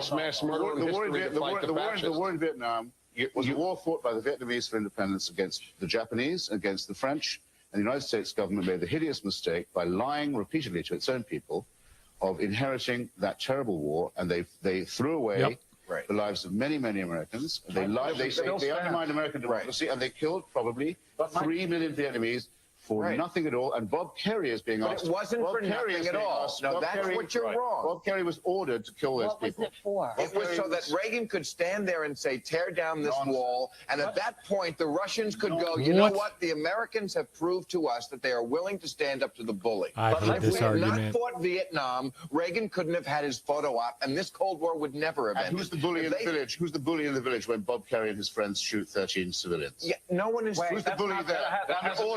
Under orders, because it's a free fire zone, and you can kill anyone. Of course, when you play the woman and children card. Exactly. What about the women and children? Wait, can we pause that right there? Wow. Of course, when you play the women and children card, that is Bill Maher's response to what is like now known as just a horrific war crime, where like United States soldiers went and free fired on a bunch of unarmed civilians in a country they never should have been in the first place. But if you're upset about that, you're, quote, playing the woman and child card. I mean, that is vile. And to say that playing the card privately is vile. To say that on a recorded conversation, if I'm somebody like that who misspoke, I would rush over to the producer and have to destroy that tape as soon as possible. But this man has zero shame. Yeah, I mean, the Bob Kerrey thing that they're talking about, even Kerry himself admits that it was an atrocity and they just didn't know who they were shooting because it was dark out. Yeah. So they slaughtered, like Maher says, dozens of women and children. And yeah, who was the bully there? Who is the bully? How fucking old are you? This drives me crazy how politicians start using metaphors. Christopher Hitchens was very specific about what the Vietnam War was. It was a fight for independence by Vietnam. It wasn't a schoolyard fight. It wasn't some sort of baller brawl. It was a nation throwing off a colonial empire and trying to form a independent nation. And we didn't want that, despite our fucking history, which, by the way, if it was communist, was mentioned by the Vietnamese. Like, hey, remember the whole Declaration of Independence thing? We want to do one of those too. And what was more important, I guess, was to send a bunch of fucking war criminals in to shoot women and children in the face. And it is any surprise that Bill Maher would have supported that then, just like he supports Israel now. Because here's some bad news for Bill Maher. The word "you will not live," your old ass, and probably my old ass, I'll say my old ass, neither of our old asses are going to live long enough to see the word communism become a bigger problem than the word Zionism. No. And you don't need to go soft on the history of, say, like how Vietnamese communists treat people who weren't communists in Vietnam weren't pretty. You don't need to go into it, because guess what? We have plenty of evidence of the active atrocities going on right now that are supported by your fucking team. Yeah. By capitalism. So all this hypothetical stuff about Sia Weaver, who isn't, by the way, like going around like committing assassinations. What she's doing is going door to door probably right now, and saying, hey, do you want to organize as tenants? Yeah. And that's the thing that's so scary, because maybe that one day will turn into what, Mao? Like, and guess what? Yeah. Like, you're doing the when atrocity your kids shit have right grandkids, now. You're actively obscuring it. You're actively defending it as, again, what did the Israelis have to do? Well, they have some bullies. They're the smallest little bean in the entire neighborhood, this bad neighborhood. It's a bad neighborhood that they somehow found themselves in. There's like a white woman who like took a wrong turn on a GPS. Like, it's so childish. Our entire political culture. We are supposed to be the greatest nation on earth. And this is at the height of it. Whenever this fucking was, the late 90s, and we're talking about this in terms of a schoolyard bully dynamic, and that's like the highest conversation we have about this stuff. And again, the idea that, I mean, what Bill Maher is saying is he's not just excusing, he's justifying, because he's saying that murdering these children allowed Ronald Reagan to take down the Berlin Wall. So it was worth it. I mean, this is like, we need to kill those children. That's we need to disgusting, tackle dude. these people in Southeast Asia, so that Ronald Reagan, movie actor, president of the United States, could deliver a speech. Shut the fuck up, man. I mean, really, just so fundamentally vile. And it's always been this way. And frankly, the fact that he's now being exposed for the right wing crank in most people's minds is a good thing, because it shows just how far our movement has come in this country, that folks like that are like, it's very apparent that they're not on the quote left, right? When they talk like this. If you want, we could watch Prager Blovate for 10, 15 seconds, or we can wrap it up. Let's see Prager, who is still with us apparently, despite Dennis his Prager. Bathtub accident. Orders. Oh, we had a bathtub accident? Of course, when you play the woman and children. Exactly. What about the women and children in Dresden who were killed by Allied bombers? There were far more German civilians killed. Do not profane. You would be speaking German right now. Do not profane the struggle against Nazism. Do not profane it, I repeat, by comparing it to the action of someone who acts like a Nazi and rounds up civilians and kills them. Stalin killed as many Jews since I'm one as Hitler did. I make no distinction between Stalin and But here's the thing. Here's the about the whole. All right, that's there you go. Gene Simmons there with the smart line saying that he doesn't see a difference between Stalin and Hitler. Great conversations going on back then. Yeah. That actually Gene Simmons thing about I hate them equally because he killed as much Jews as Stalin did. Like, I'm sorry, like this is the same thing of, but October 7th was the most deadly day for Jews. It said in the wake of tens and tens to 100,000 Palestinians being killed. It's weird to do that kind of math. You can have a problem with Hitler and Stalin without specifying it was a specific type of people that they killed. Like, yes, the Shoah is one of the worst crimes ever conducted by any government, any leader in history. And it would have been regardless of if it was primarily Jews or primarily any other race of people. We care about humanity here. And I mean, but it's Gene Simmons, so I guess, let's get him on to talk about fucking Vietnam. Yeah, right? No, totally crazy. And good on Hitchens for standing up against those people who did a jolly good thing, which was fight against fascism and Nazism. And that's something that, we should strive to continue that kind of fight and build a much better world. It's always fun going back into the Hitch Slap archives, friends. Thank y'all so much for joining us for another program of Left Reckoning. If you're only watching these public episodes, you're only getting half the fun. Every Sunday, patreon.com/Left Reckoning. We have, our Sunday show. Many people are saying it. They're the best shows.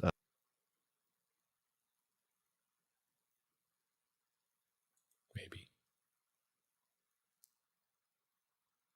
not.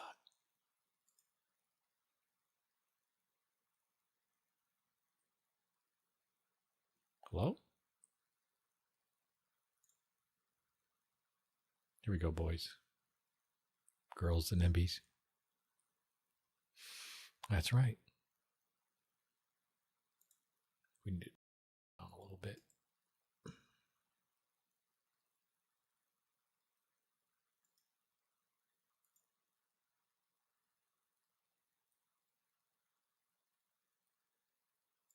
The fascist regime of Donald Trump. Tech fascism is here, and it's growing. Elon Musk is using X as a propaganda machine for far-right movements worldwide. Peter Thiel openly speaks of his disdain for democracy, and tech billionaires are building surveillance and military machinery for an authoritarian state, all to bolster the fascist regime of Donald Trump. Tech fascism didn't emerge quietly. It grew openly, in plain sight. So why did tech critics in journalism fail to warn us about it? For one thing, they were too busy licking the boots of tech billionaire CEOs. But there were a few exceptions, like today's guest, Paulina Borsuk. Back in the 1990s, most tech journalists were worshiping Silicon Valley, but Borsuk did the opposite. Writing for Wired magazine and other publications, Borsuk warned of a new toxic techno-libertarian political strain, one informed by the absolutist worldview of Ayn Rand, a new wave that sought to create a world as controllable and predictable as a computer, one with no room for the messy reality of human needs. In 2001, Borsuk published Cyber Selfish, a critical romp through the terribly libertarian world of high tech. The book skewered high-tech culture with a scathing analysis, and it revealed the childish political beliefs and toxic masculinity at its core. She predicted that if these tech figures ever took an interest in politics, it would be bad news for the world. Spoiler alert, that's exactly what happened. Years before tech figures like Elon Musk and Peter Thiel would rise to challenge democracy, Paulina Borsuk saw it coming. But the media gatekeepers, they weren't interested in any bad news about their access to power and their advertising dollars. Her book wasn't a bestseller at the time, and her writing career took a dive. Today, however, Borsuk's work is back in the spotlight because she was right. A new generation is discovering her sharp and prophetic work, one that set a standard for what tech coverage can and should be. Nearly a quarter century ago, she was ignored when she tried to warn the world. But maybe today, it's not too late to finally listen. Here's our conversation.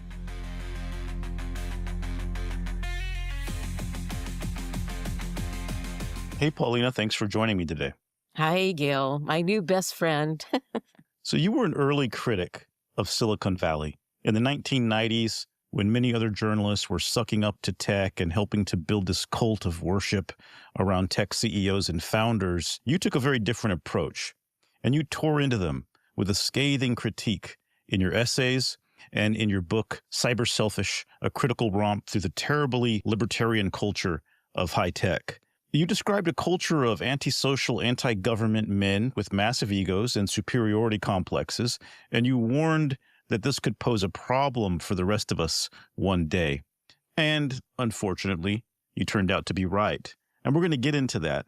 But the reason we're doing the podcast today is because we were able to connect recently. I read about you in Cyber Selfish and in the book by David Columbia, and other people brought me to your attention. So all of a sudden, as I wrote my own book on these guys, your name kept popping up and we finally connected. And then a couple of weeks ago, I was very frustrated by something I read in Wired, where an old editor was saying, oh, I didn't understand what this was, and he kind of still doesn't. And I was so upset by that I did a Blue Sky thread where I talked about your work, your book, and how you saw this all coming and how it was there for people to see if they were looking for it. And it went, much to my surprise, quite viral and resulted in some pretty good contributions to your GoFundMe, since it's hard out there being a freelance writer, especially one who takes on power and challenges the wealthy. So here we are. Your book is sort of way ahead of its time, and unlike in some cases, is finally maybe about to get its due. So we're going to get into the details of this, but let's start a bit earlier. How did you become a writer, and how did you fall into the world of tech? I was shot in the head when I was 14, and I had moderate permanent traumatic brain injury, and there are just all kinds of things I can't do. I could never have been a doctor, a lawyer, an engineer, anything. My brain does not work. So a friend of mine was working at a small software company in Marin County, and he said, well, why don't you come here and see if you could maybe do some documentation? And all of a sudden, I could do this. And I cannot tell you the joy it gave me to feel like there is something I can do. I can have a life. I can have a career. And so So I got involved with technology in that sense in the early 1980s. And my feeling was, this is interesting. It's not worth fetishizing. It's just like infrastructure. It's water, it's electricity. It's, it just is what it is. So I was always aware of the human hand in all this. And I started working for a magazine called Data Communications Magazine. It's about as interesting as you think. Bits, bytes, speeds, feeds, all that stuff. But it put me at the beginning of all this stuff. I always say I went to the press conference Bill Gates had in 1984 introducing Windows. I went to the first conference on the coming commercialization of the internet. When I was running around Silicon Valley reporting on this or writing about that or going to that conference, I was always looking at the people. What were they saying? How did they think? Why did they make that strange remark? I think that was part of what led me to pay attention to this strange undertone I was noticing everywhere because I was paying attention to the people. I have an MFA from Columbia. I write fiction and poetry. I was always interested in character and people. That's what I was looking at, not just what did the latest Wonder Widget do. I have a very anti-authoritarian personality, so I don't belong to the Tracy Kidder School of Journalism of heroizing people. I try to pay attention, I try to be fair, but I don't automatically assume that they have a slightly golden aura about them. I never feel that way. I don't feel like they're necessarily evil, but I just think they're just people, and I want to pay attention to who they are and what they say. Another piece of this is I did come from a good sort of New Deal family and belonged to the ACLU in high school, so I always had a certain kind of political orientation. I'm not necessarily an activist, but I could never tune out that part of life. If politics is how power affects people, I was always trying to pay attention to that. I ended up being an early writer for Wired, and they used to joke about, we can't have you in every issue. It can't be the Paulina Borsic magazine. And I ended up doing a lot of profiles of people because, again, I try to understand them as characters. And I think that lends you very well to paying attention to what these guys were doing and saying and thinking, which made no sense to me at all. I mean, it had its own internal logic, but it wasn't logical. Because as I've always said, no sector of society has benefited more and suffered less from the government than Silicon Valley. They've got such a chip on their shoulder. They're so angry. They feel so badly done by. And they have no sense of how much the government funded all that research, did everything to make their lives possible and comfortable, yet they're violently anti-government. Speaking of people and anti-government attitudes, in Cyber Selfish, you mentioned seeing a singles ad in the 90s that read, Ayn Rand enthusiast is seeking libertarian-oriented female for great conversation and romance. I am very attractive and bright, high-tech entrepreneur. So there were early signs of this immature libertarian fantasy in the tech world. What were the other signs that made you tune into these characters and what was going on? Well, just to go with the Ayn Rand, I often feel a lot of them read it like in middle school, but they never outgrew that phase. I grew up in Pasadena, which meant I was around the old Caltech JPL space program kind of engineering culture. Those guys were very aware of what the government did. They had a sense of social contract. They were really different than this community of people, yet superficially they seem very similar. Like, for example, their attitude about philanthropy was so weird. It's like, I talk about it in the book, like if a cat loves you, it gives you a dead rat, whether you want a dead rat or not. If there's philanthropy, it's like we will throw technology at it, and that's all we're interested in. I became fascinated with the cypherpunks because these were extreme, anarcho-capitalist, violently anti-government, code will free us, let's encrypt everything subculture at the time. And I was fascinated by them because if nothing else, unlike a lot of other people in Silicon Valley, they were tossing around ideas. They may have been crackpot ideas to me, but they were fascinating. It was just this scary moment where I assumed, being in the Bay Area, that everyone else was sort of like a good liberal kid like I was. And then I began to realize, better not make that assumption. They seem so paranoid and fearful, like, the jackbooted government thugs were going to come and, I don't know, do what to you. Early cypherpunks were more worried about what government was going to do. Later, people were more aware of what the corporations were going to do. But that was a late dawning realization. Yeah, but when I saw that personal ad, I went, oh my gosh, this is perfect. He's outspokenly said what I think a lot of those guys think. I'm a slightly important high-tech exec, and I'm libertarian, and of course you want to get with this alpha male because I'm an alpha male. I thought it was pretty silly. I mean, I hate to say it, but at the time, I didn't find it so scary. At the time, I found it kind of laughable. In the book, you described virulent techno-libertarianism as scary and psychologically brittle. And you wrote a paragraph that is probably the best explanation of tech libertarianism or fascism. ever written. It bespeaks a lack of human connection and a discomfort with the core of what many of us consider it means to be human. It's an inability to reconcile the demands of being individual with the demands of participating in society, which coincides beautifully with a preference for and a glorification of being the solo commander of one's computer in lieu of any other economically viable behavior. Computers are so much more rule-based, controllable, fixable, and comprehensible than any human will ever be. As many political schools of thought do, these techno-libertarians make a philosophy out of a personality defect, a description we are all very familiar with now in the era of people like Elon Musk and Jeff Bezos and Peter Thiel. Tell us how you came to this stunningly accurate conclusion, in particular the connection between being in control of one's computer and seeking to create a world that is structured in the same way. Many years ago, in the 80s and 90s, there was a group called Computer Professionals for Social Responsibility. And these are people working in Silicon Valley, but they had a sense of the larger world, that there are big issues we need to think about, privacy, surveillance, what's our impacting the environment. That was a certain kind of person that used to be in Silicon Valley. Those people began to retire and die off, and they were replaced by this other kind of person. Another thing that crept in, I feel like, with the Netscape IPO and all the money that began to be made in Silicon Valley is they really bought the Milton Friedman thing of stockholder theory of value. The end of it. So anything that affects stock price is bad. So therefore, the way they're all kowtowing to Trump now, I don't even know how much of them really like what Trump is doing or believe what he's doing. They just don't want to mess with the shareholder thing. That's it. They're just being amoral, I would say, rather than more talking immoral. about like the techno-feudalism that they're talking about now. You know, cyberpunk. Corpos.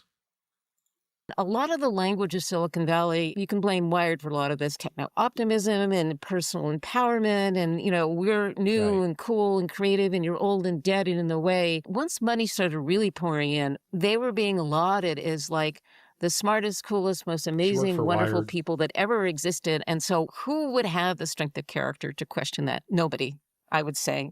Generally, people are scratching you behind the ears and telling you that the way you are, however limited it is perfect. People are going and insane perfect for this moment. I know that's a psychological explanation, but that's really how I read it. One thing that's amazing to me is that after you were writing this book, you wouldn't have known it at the time.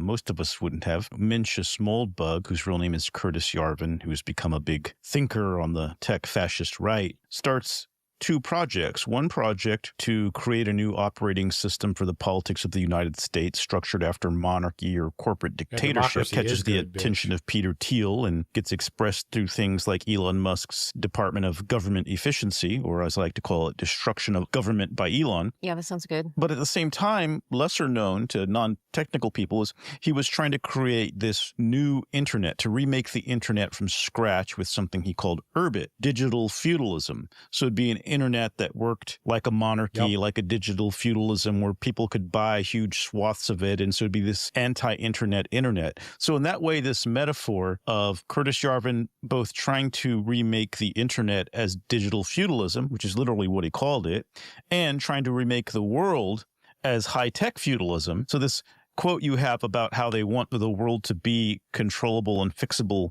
like a computer is almost perfectly expressed through Curtis Yarvin and his philosophy. I would say one thing I think is worth mentioning is that I loved the old ARPANET culture. I love those guys. They were a bunch of sweet, smart, information-sharing geeks, really wanted to do right and do good. They weren't in it for the money. They were into making the best possible infrastructure. And at the time, it was entirely made for information sharing. The opposite of what you're describing here. It was egalitarian.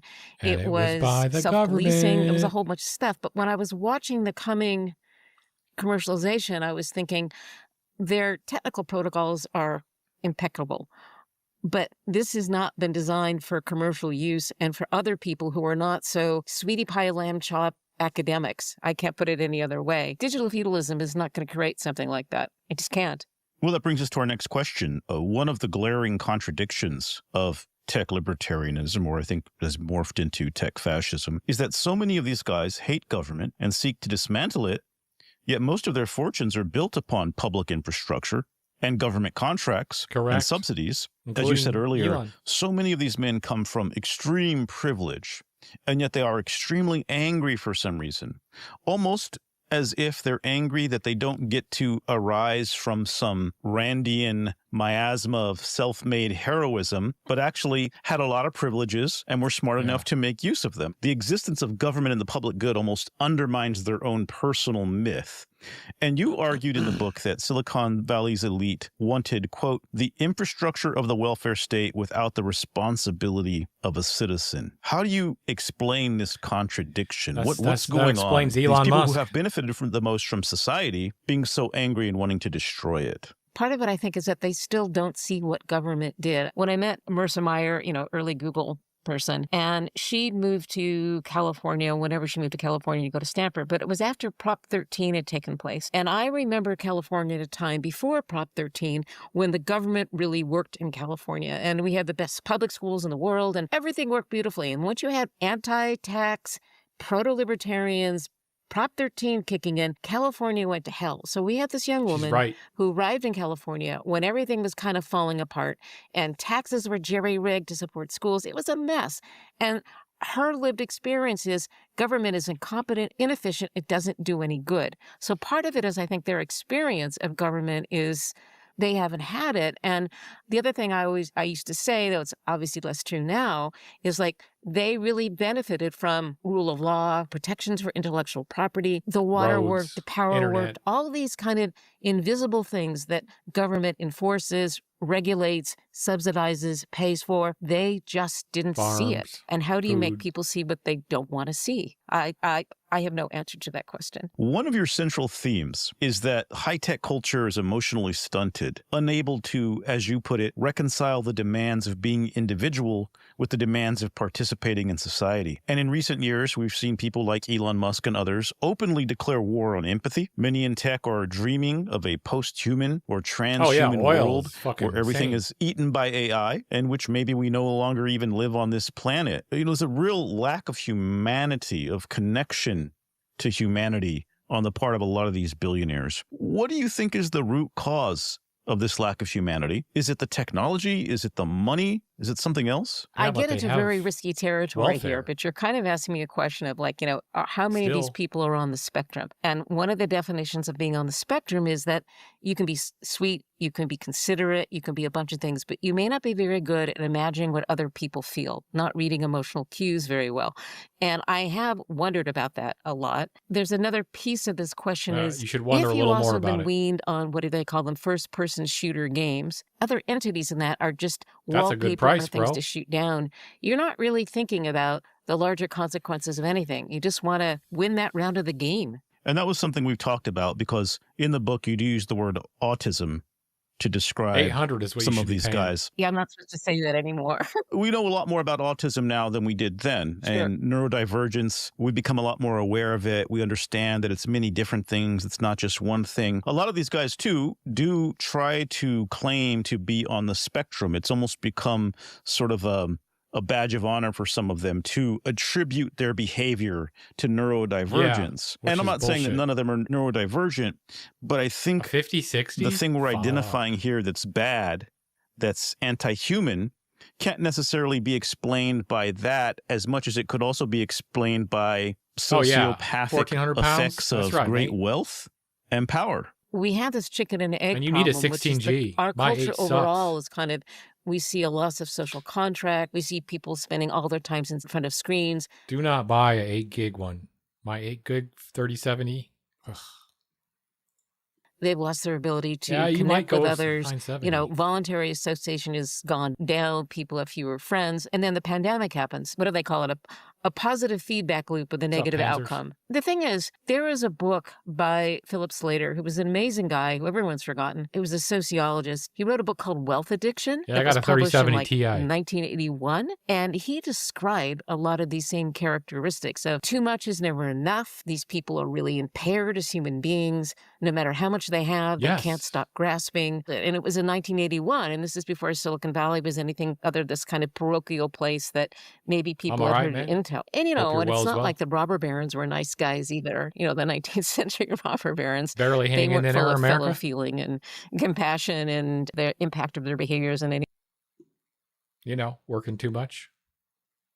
anyone else. I mean, this is a well-established, unfortunately, human trait. I mean, one of the things I always say is that as a species, we're too smart, we're too aggressive, and we're too good at exploiting our ecological niches. And this is some of what we're seeing here that's kind of a pattern that's repeated itself through history, the tech flavor of that. The heroization of these people I never understood, but of course that's not my nature. I did interact with people in Silicon Valley that I thought were great, but they also struck me as being lovely human beings, and they also invented real stuff. They weren't just participating in financialization, violating people's privacy. You know, they created stuff that was real and did cool stuff. So I don't want anyone to think I'm totally anti-tech. No, we're surrounded by tech. We're also creatures of tech. It just doesn't mean we have to destroy the world and democracy and equality and fairness and justice of the law. And that's where those guys tend to take it. But, you know, I think there's another very obvious culprit for this behavior. No, I know. And the 5 series isn't that big of a jump from a 3070 either. Unless you do like a 5080, right? Behavior that also has an effect on their brains, but can't be attributed to anything neurological necessarily. And this substance that may be causing a lot of the world's problems throughout history is called testosterone. And today we have this thing called the manosphere, these toxic douchebags with large audiences who preach misogyny and paranoid right-wing politics, often while hawking gold and fake health supplements. And in Cyber Selfish, you described paranoid anti-government rantings and a tech libertarian culture in which the gestalt is of testosterone-poisoned guys with chips on their shoulders and too much time on their hands. I wish it weren't true. It still is. I think it's also worth pointing out, and I was talking to a friend of mine about this, is that the tech culture I knew of in the 80s and 90s, which is the older one, and it was before all this crazy money came in and a whole bunch of other stuff. Oh, but there is one thing. You do get, with the 5060, you get the frame gen.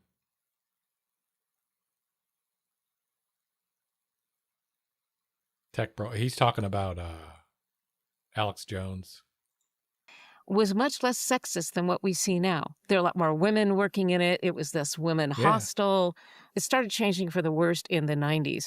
And we could speculate as to why. I certainly think grafting on the Wall Street bro culture sure didn't help. You can call it hustle culture. You could call it, what is it called, 996 culture now, of spending all your time at work and that's all you care about. That doesn't lend itself to anyone who has any caretaking responsibilities, whether it's for kids, for a disabled family member, for its an elder. It really and what's the point? Cuts hard against women participating in tech. And not only that, it should be the opposite. Since we are now more productive, we should have more hours to ourselves. And that's what the leftist argument is. It's completely antithetical to this tech bro bullshit. Work your life away in the hopes that you're going to be the next billionaire, which you're not, because under the system we're under, you might as well go gamble your money away. You might as well. You're going to have the same chance of becoming famous. I'm sorry. Really favors a young guy who has nothing else in his life. And no, I don't know why everyone that's like his age goes for Alex Jones, because the more worrisome people are obviously like clavicular and people like Chud the Builder, you know, guys like that.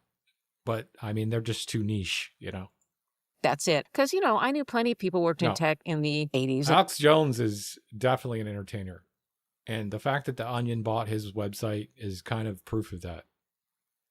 Like, yeah, he's a disgusting human being because he said some shit that's disgusting. But still, at the end of the day, a man that can do what he does, I respect it, that part of it.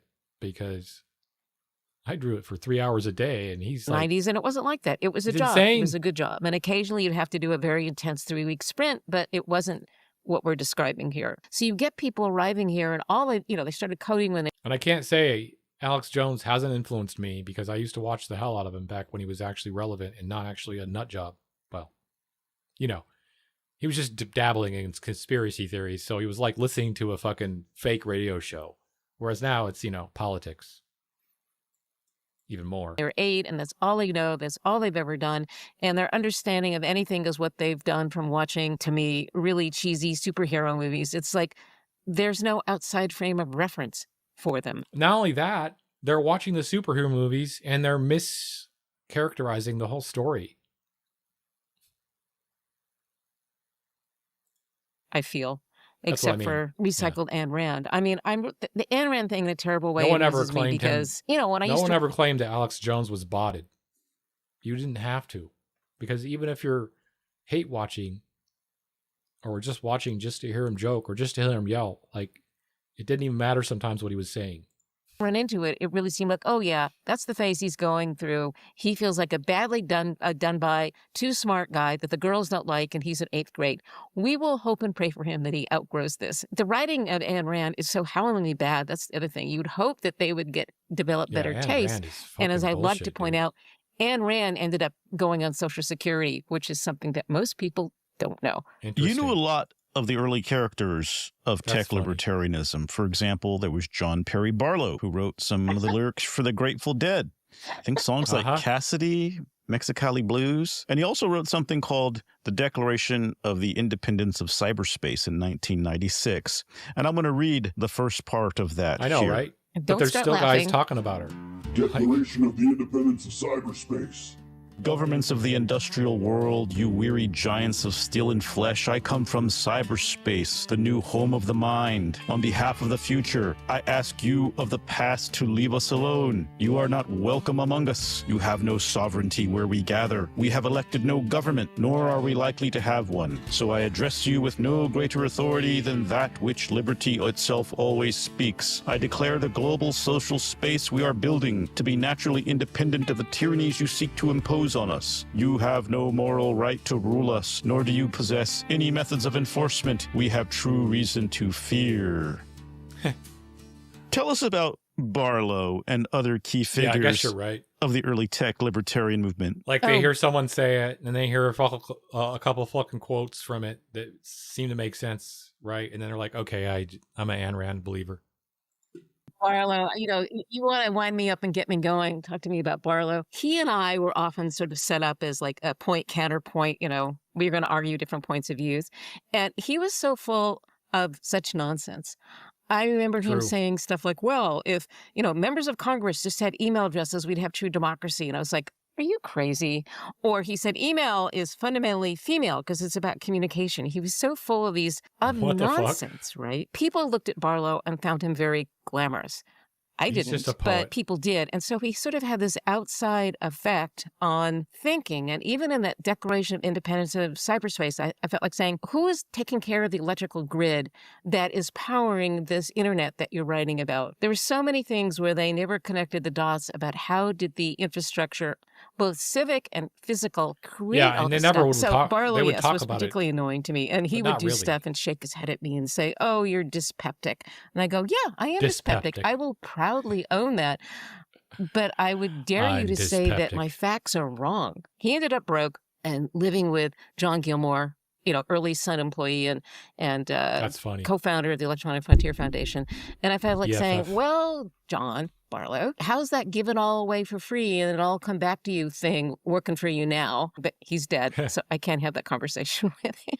Who are some of the other characters? You mentioned John Gilmore. Who are some other people we should be aware of from those times? So Wired magazine, Louis Rossetto and Jane Metcalf. The glorious thing they did was to say technology is culture. And there'd never been a publication that did that, understood that. And that was a wonderful thing, and it was part of why it was a good home for me for several years. But they were total true believers in this libertarian, we hate the government, we know stuff, and you're old and stupid in the way, regulation is bad. They were really pushing that agenda. Yeah, and if it was real logic and reason, how could she be so wrong?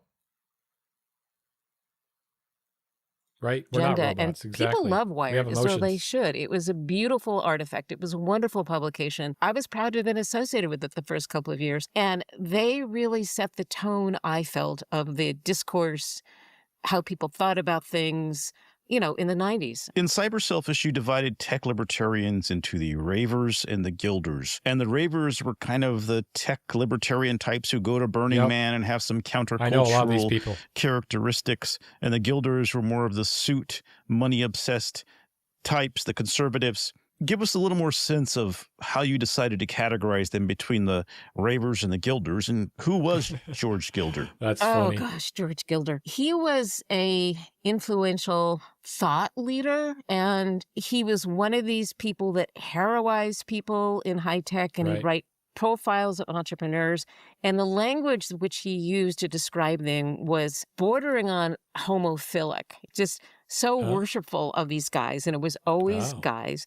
And he was definitely a cultural conservative, as we would define the term. And people loved it. He has the same kind of desires that I have. He understands me. His great king, Donald J. Trump. He had a newsletter. Was fascinated by him in a terrible kind of way. But then I saw this other subculture, which is kind of more Barlow-like. She knows her words. We have fun using recreational drugs, and, we're very playful in our sexuality, and we don't care what you do, just have a good time. I mean, that was a different strain of this, but they agreed about that was part of how San much they hated Francisco, too. government, the importance of making as much money as you can. You guys aren't cool enough to understand us. I think both have this thing of you can't possibly understand us. We're the only smart people Trump in the does room. to men when he talks you belong about in the ash heap of history because, you've been left behind. And look at that man over there. He's got strong muscles. You know he's going to be picking up something heavy later, but it's not going to be me. That's right. I wish it were. You have old, outdated, stupid ideas about everything, and why should we listen to anything you have to say about anything? They have that attitude in common, but their there's an L in there. lifestyle choices and their orientation was sort of different. I think that makes sense to a lot of people, especially in the Bay Area. We all know some people we think are countercultural, but then you get a little bit of their politics and you find out something very different. And I'd say they still do this kind of thing. I find debating some of these guys that they're, you haven't read all the fascist philosophers, so you can't possibly debate. Oh, yeah. They always have something you don't quite understand or aren't a part of that defends them from any serious critique, at least in their own minds. But if you recommend to them, you ought to read X and Y and Z or A and B and C, they give you a blank look. You can't know about something that I don't know about that would be of any value. It's a kind of, in a funny way, right? I already know everything. Given how smart they see themselves, a lack of intellectual curiosity. Many of these guys consider it. Yeah, because being smart is always been known to be like lack of intellectual curiosity, right? Yeah, that's normally how it works. That's how you become smarter, by ignoring things that are right in front of you. And that makes you a smart guy. I'm the best at ignoring. I make the most money. And I'm better than that lowly worker because I know how to code. Inefficient to read anything that does not confirm their pre-existing biases. That seems to me to be what they're doing. I like inefficient. That's a good adjective. You should go to that person who's still coding. Go to ChatGPT, have it write you a simple program. Give that to your friend or your ex-friend or whatever, your person that you worked for. Be like, yeah, well, I'm smarter than you because I used AI to code for me, bitch. Yeah. What do you think of me now? How useful are you now? You think you're so smart, punk ass, huh? Yeah, that's right. Yeah, exactly. Well, that's how they would think of it, right? Why would I read something that doesn't confirm what I already think? And I agree. One example I've always of wanted this, to be a coder. Curtis Yarvin thinks he's a real genius, but we were going back. My job is dealing with mad people on the phone right now, and I'm about done with it. At my age, back and forth on email, and he bragged to me that I can definitely tell ChatGPT how to code, and I'm pretty good at it. California used to be great in the 70s, and look what happened to it. And I was like, that was before Prop 13. You're literally arguing against your own position. Literally. And it was clear to me that he had no idea. Literally. He didn't even know what Prop 13 was. That's just a part of the story he doesn't know or care about. He's formed his entire worldview based on bullshit, which is why he would never survive. Right, literally. So what happened to him is he read Ayn Rand as a teenager and then did anything else, never did anything else, became rich, and decided to turn around and go, I know everything. the academy that he hates, because in the academy you have peer review. In the academy, people get to attack your ideas. In the academy, people can say, well, you're not considering this other side of things. And it seems to me a lot of what they do is just protect themselves with a sort of diaper of innocence, where they get to kind of keep everyone else out and stay in their own mess. But I think there's a larger thing here. You know, Gil, I've been involved with this magazine called Information Every Day. Computers are making it easier to use, and we're really happy it's sold out. Property value should be lower. I argue for that. I don't agree with property values being your wealth. Yeah, no, I know. One of the people that sent email to the magazine, because one of the contributors works at Meta, it would obviously said, look you're quite just different. a bunch of tech bros and you're just apologizing for Meta. Did you actually read what this guy wrote? He didn't have to read anything. He just knew he was right. You know what? I want to say something. I think the fact that the magazine sold out says that I think people are hungry to hear a counter narrative. I want to give us a tiny amount of hope that maybe people want to hear something else than what these guys are pushing. I think there's definitely a demand for sharp criticism of Silicon Valley. There's just not a supply yet. We're going to get to that question. So Cyber Selfish wasn't a bestseller, but now a new generation of people are discovering it, and they're realizing that property tax. Like, the property tax thing is,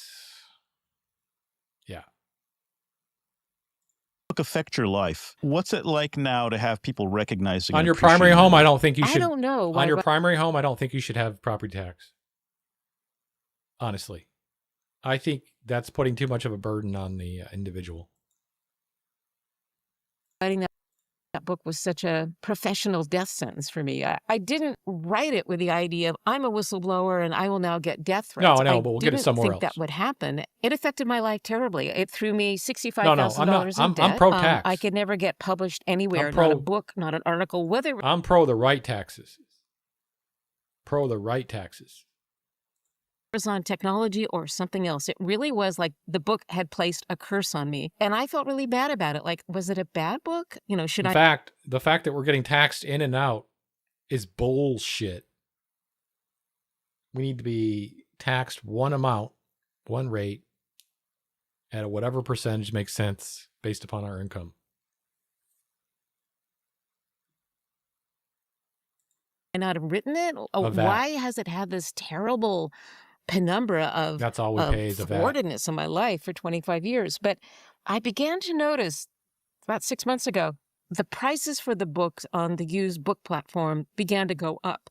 And I began to notice that academics and media people, particularly from Europe, are seeking me out. And I went, that's kind of interesting. And now, thanks to you, Gil, the book is sold out all over the world. You cannot get it anywhere. Trying to get it reprinted, that will probably happen. And so many people told me, let's go. You don't need to change a word. I mean, obviously there are dated references in it, and of course that's true. But I think if you're a writer or any kind of creative person, you want to feel, and this is narcissism, at least for me, you want to feel you've created something of lasting value.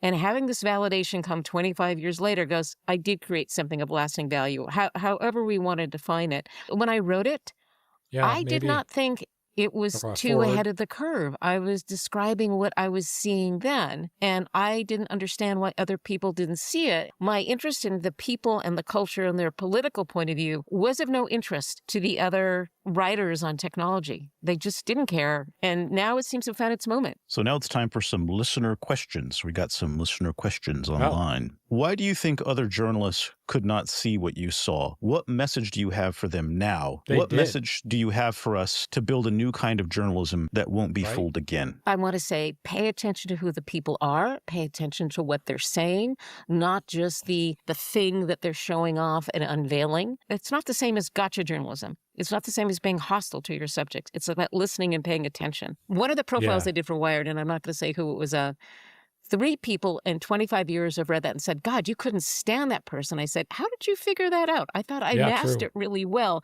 and the subject didn't know it. So I think you can do your job and pay attention and tell the truth. Before the corruption. I think an important part of it, too, is to go back to the roots of journalism. Journalism is supposed to challenge power, not serve power. And at some point, the incentives got perverse, and people could get more clicks and more money and more attention by sucking up to powerful people and getting access rather than by taking them on very critically. Yeah, but it doesn't so you matter kind of now. do need journalists who view themselves as outsiders rather than insiders.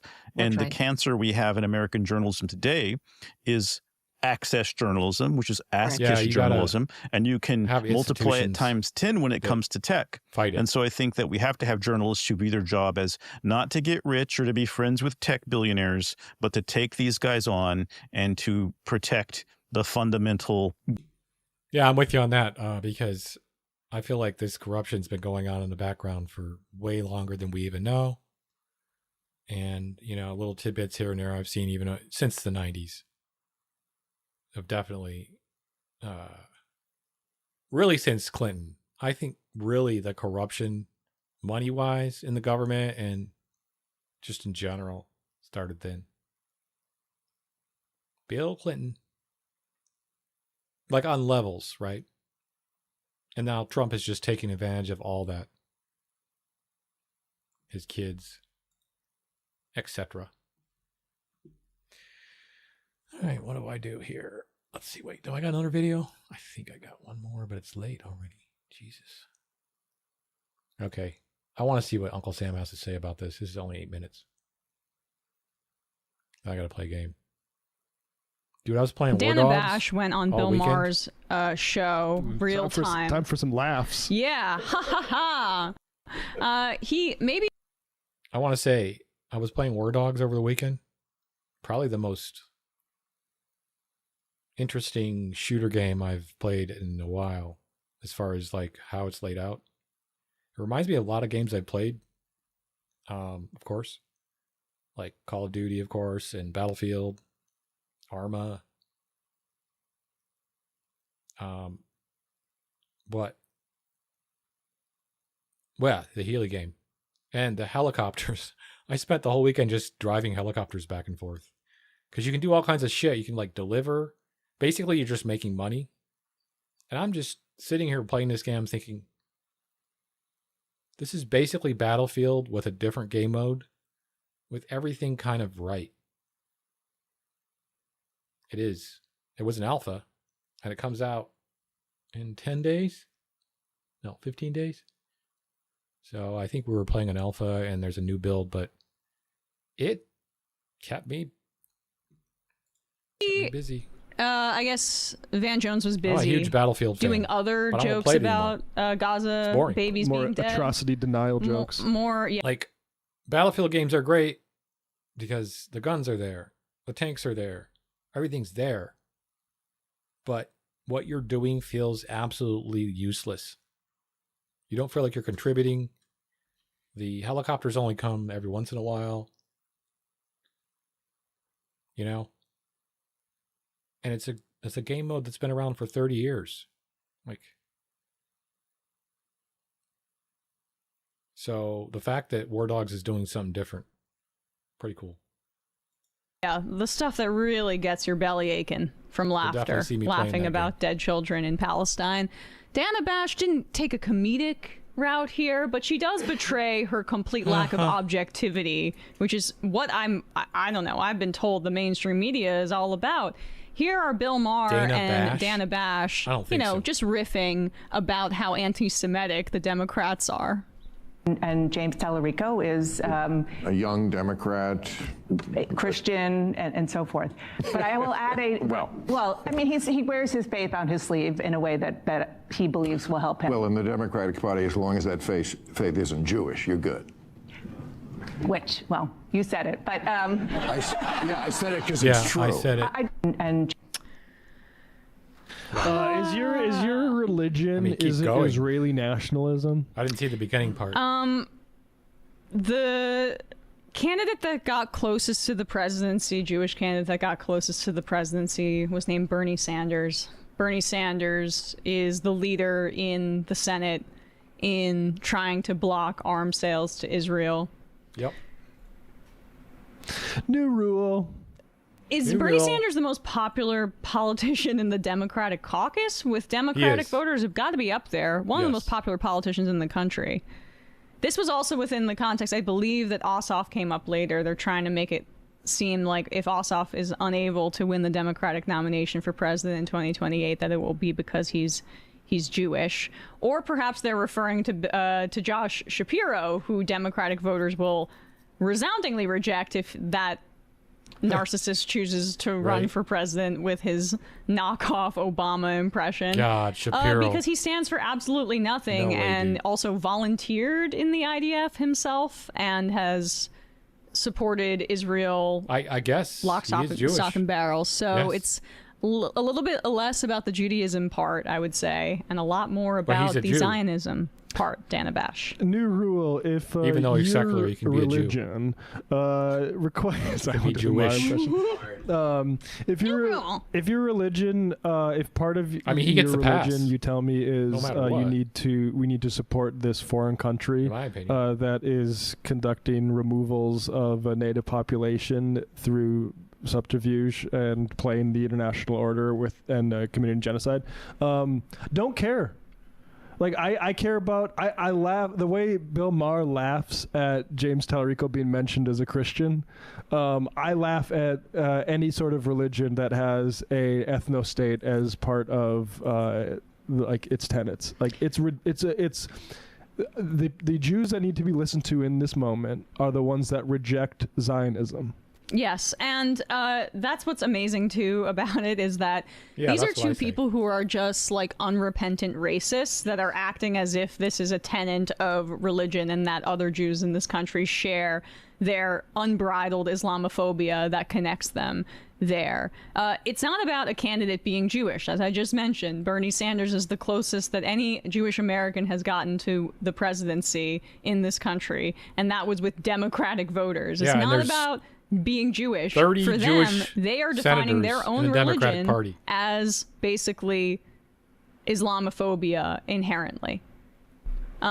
It's truly like Christian nationalists who hate Jews, by the way, and think that they're changing the contours of the country by bringing in brown people, saying that the only true way to be a Christian is to be a Christian nationalist. Or a Klan member saying that like black people who are Christians, they're not Christians, or any Christian that intermixes races, that's not a true Christian. Yeah. They are the equivalent of that on the Jewish side. And Bill Maher, I know he grew up Jewish, right? That's his ethnic background or his religious background. Catholic parent and a Jewish parent. Okay. Yeah. You are supposed to be an atheist, right? Like, you did that whole condescending documentary, Religulous, that, when I was 13, I thought it was really edgy, and then I grew out of that. Mocking religion all the time. If you were 13, you thought it was edgy. Christianity in particular. He did the tour of the Creationist Museum to make fun of all of them. What happened to that? Was it just like the right kind of religion, though, that you were in favor of? Once it became, and Sam Harris got on the scene and all these new atheists showed up, once it became clear that all right, enjoy. Bill Maher's atheism is secondary to his Islamophobia, it should be, I think, important, a teachable moment for people about what Zionism is really about. As a white supremacist ideology 37, that has been run tied into an ancient religion that should have nothing to do with it, and has put so many Jews on the front lines of hatred in a failed attempt for reparations for the Holocaust, where nobody who really perpetuated it saw much outside of some select few who paid for their crimes of Nazis. Many of them fled to other countries with the help of Western governments too, and European governments. The people that bore the brunt of the Holocaust were the Palestinians. So, I mean, man. Wow. I mean, that's a strong statement. It's true. Just a complete fart-smelling exercise with two people whose views are increasingly irrelevant. Which makes sense as to why she would go on the Bill Maher show. Yeah, what the fuck? I'm sure she was funny besides that. I'm sure. A comedy show. Hassan's name for her, Dana Fash, is so perfect. California Resistance, Emma Mar grew up in northern Bergen County. His dad was a board op producer at the old WNBC AM radio station in New York City. I did know that he was a New Jersey native, very shamefully, because one of my best friend's moms went to high school with him and said that he was a real prick and loser even back then. So there you have it. On this the same sort of topic, Hassan is getting attacked again for saying something that is true. And let me just make it clear. There's this fake outrage that Hassan sort of justifies violence. No, Hassan explains it. And the fact of the matter is that Zionists, Jewish Zionists, Christian Zionists, same thing to me, are the ones who are Jewish, increasing the likelihood of attacks on American Jews in the United States because of their policy of saying, yeah, we represent all these. We represent everyone. And it's actually, if you attack Israel, you're attacking an American Jew. That is what leads to attacks on Jews here. It is the Zionists. It is not the anti-Zionists. That's what I'm saying. It is the Zionists. It is Dana Bash. We are not anti-Semitic. It is Jake Tapper. In fact, I think they're the anti-Semites. I would go as far to say they're causing more harm upon Jewish folk. They are the ones that are creating a situation by conflating Zionism for being Jewish. Okay? Where Jews are targeted for violence because of what Israel is doing. It is the Zionists that are doing it. 100 times out of 100, it is not Hassan, one of them. It is Dana Bash, it is Tapper, it is Bill Maher every time. Hey, folks, don't forget to hit the subscribe button and check out our... Thoroughly agree with his synopsis. Yes, sir.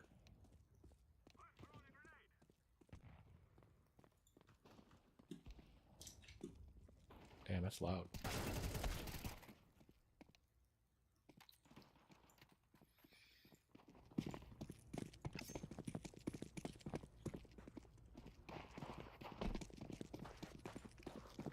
Come on, guys.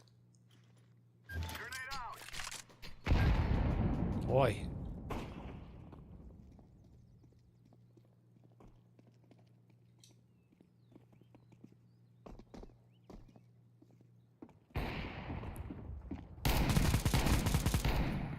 Oh, it's Mecha Nova.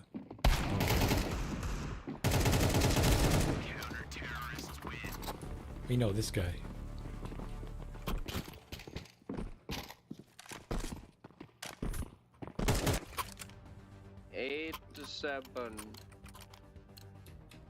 See?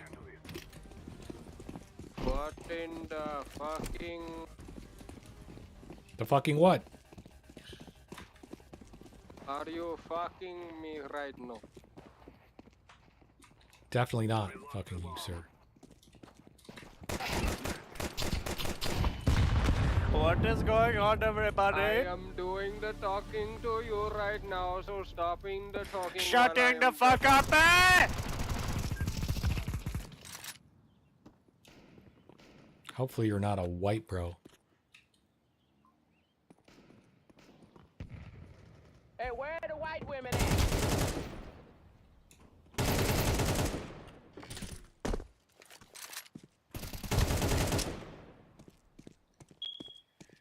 This guy Mecha Nova? Yeah. Guys, take him out, please.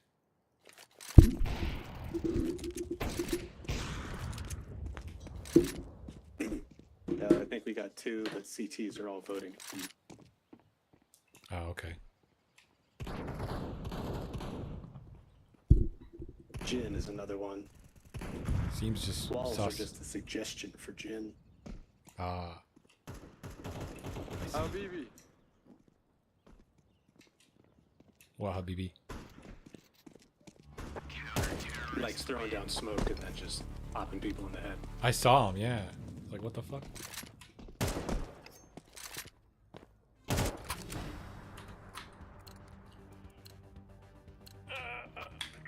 What in the fuck is wrong with you, Pepe Versa?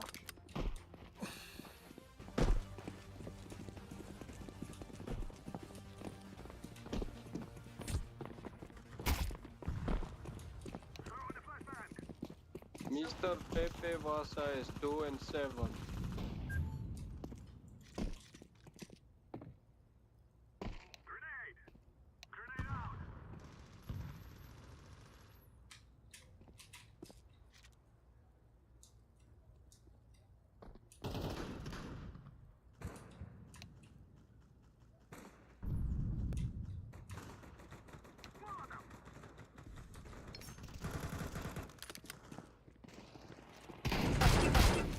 Yeah, right.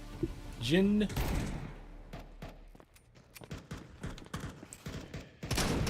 Triple 8 wall hack. I think so.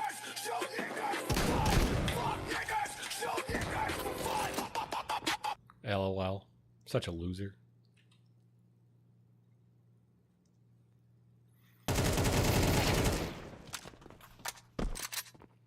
He almost got you, Jin. Uno mas.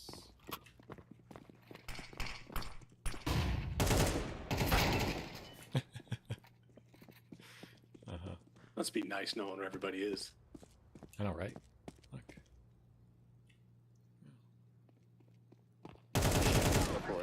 Dude, enjoy your recoil. Oh, fuck. Couldn't hit him. It's just because he's 4. I know, right? How come where is he? 8-7 and the other guy sound like exactly the same person and they're both pedophiles? Because we got good voices and you're jealous like a little It's bitch. because we have jobs. This guy. Yeah. It's called job voice, bitch. You pussy. Discord mod. Weak ass sound and voice, bitch. Yeah, you fucking queer. Oh. Fucking niggers. Oh, I'm so hurt.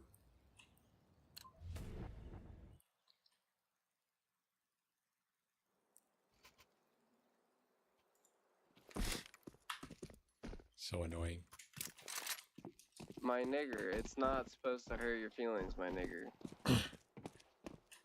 Hey, yo, what the fuck did I just destroy? I know, right?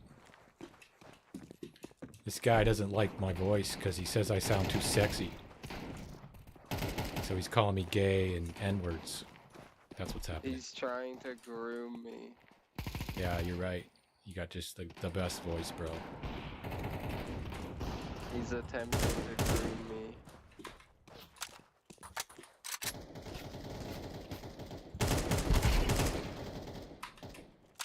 No, I'm just here to click He heads. just asked me for my Discord.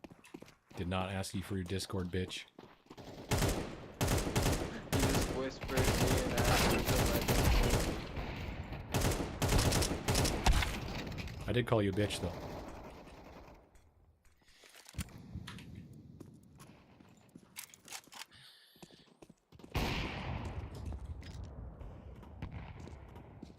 Dude, I'm not giving you my Discord, chill, bro.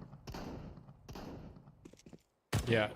Jin, you're cheating too. What are you talking about, Mechanova? Who the fuck is looking for your Discord? Yo, Jin is all over the fucking wall hacks.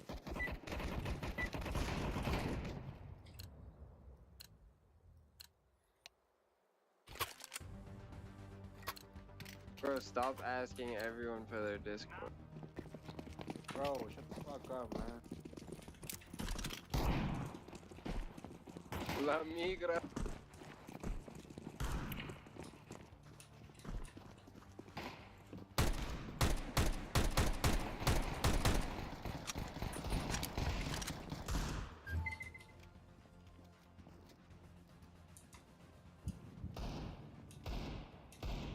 Public restroom DJ? What the fuck are you doing? Yo, Jade and Jin, how come you didn't kill everyone with your fucking hacks, dude? Yeah, you turned it off this time. You should turn yours on, 8-7. Yeah, sure.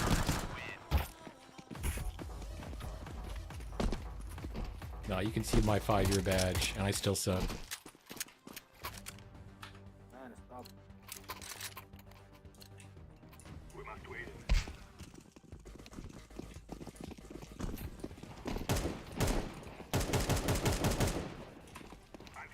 I can see them 5 balls. If I wanted to play a real game, I'd play Face It.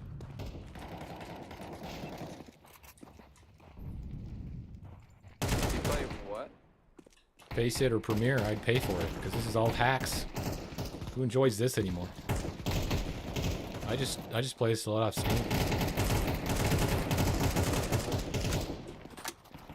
It's too bad. This game used to be awesome.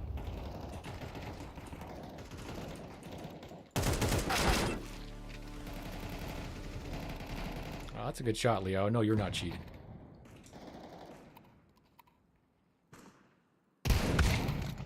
Yeah. Good shot, Leo. I know you're not cheating. Thank you, thank you, thank you.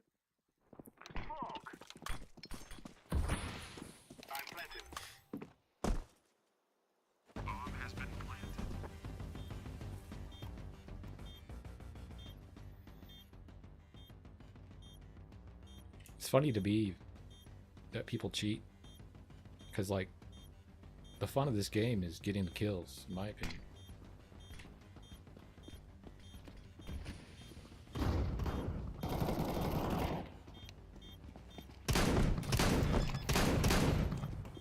True. Okay. Who cares? Is there something wrong with having your chocolate starfish There's nothing wrong with that. every night? Probably needs it. 8-7 was quick to defend that. Fuck off. I'm not putting up with none of that shit.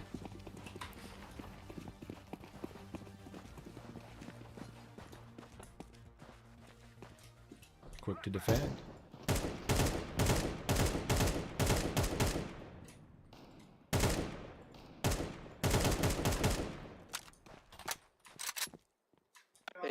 That was mad sus, bro. Sus for what? You're sus, bro. They're going mid, all of them. I'm so much less sus than you, bro. I got so many years on you. Bro, you got years of experience? Hey, yo. Yep.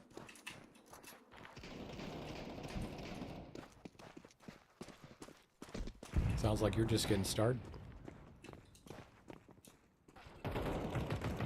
Exploring, that kind of stuff, right?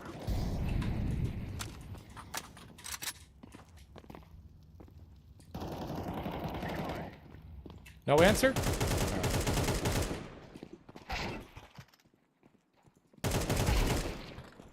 Fucking bitch. Hey, Almost got Trevor, I in. can't answer you when I'm dead and you're carrying me. Bro, what the fuck? I know, right? Make why you have fanboy hugs, bro? Huh? Guys, coach is right. If we want to win, we have to work together. Do you hear me? Yeah. Yame la migra? Work together, bitches. Guys, do you hear me? No one cares. Come on. Yeah, I hear man, you. we have to What's work up, Kazoo? together. No shit.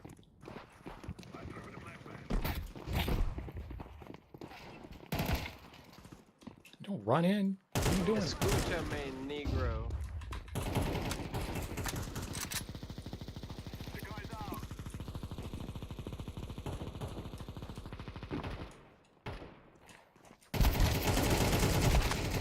Flanking, guys.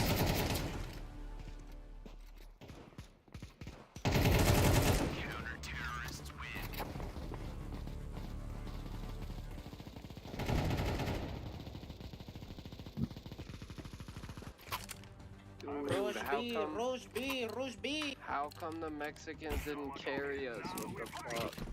Libtards aren't. Rouge B, bro, Rouge B. Lobotomized Carry us, libtard bro. isn't. What's up, bro?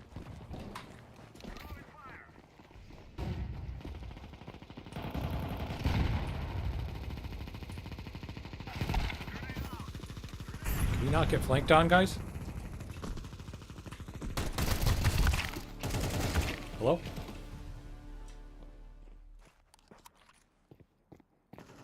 What the fuck?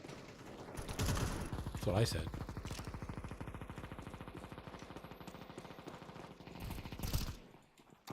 Baba doing the work. Alright, bro, this looks bad for us, but we can make Good game, it bad. guys. Trust me, bro.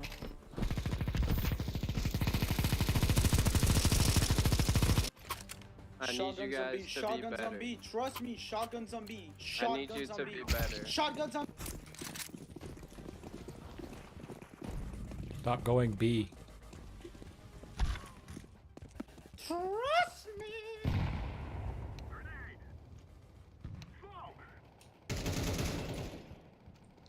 We wait for the enemy.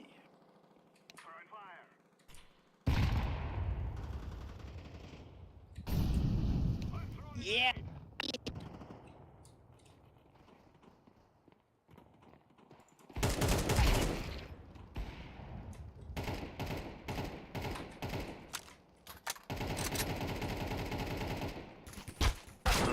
Wall hacks, No. bitch. Yo no quiero I see callar mi you. boca, hermano. You shot me through the wall, bro. see your shadows in my room. Now Splats has got it? No.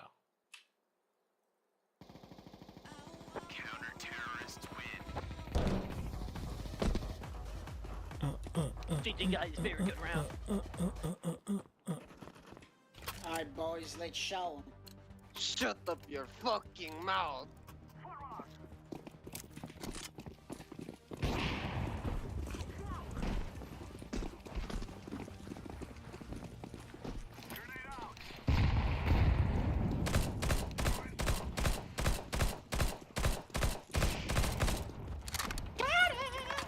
Ah.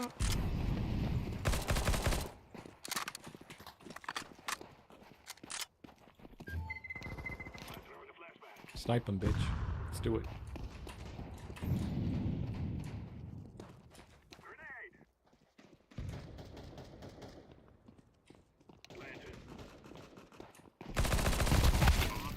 Got you, bitch.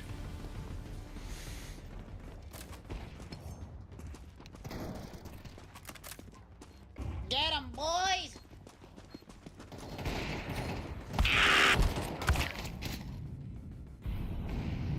Come on, can we get one? Jesus. What'd you do? What the?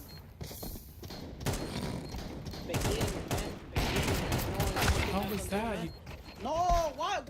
What the fuck? Bro. Mollied yourself, bro. Thank God we won. It's foil, bro. What the fuck? Oh! I told you we just have to work together, hermano. See. Surprise. Surprise, motherfucker.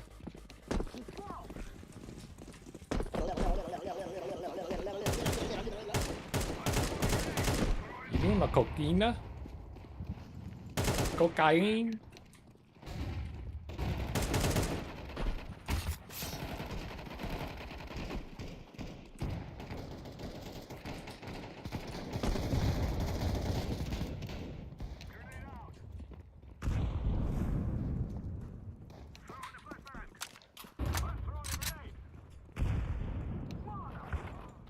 Come on, brother. They're flanking us.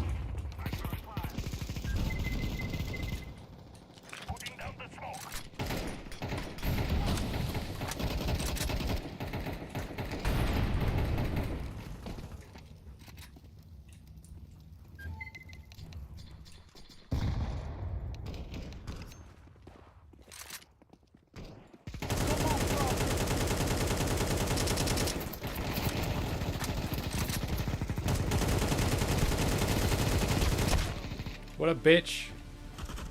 Kill him! Bro, alright, no, but that Are you kidding me, dude? Nah.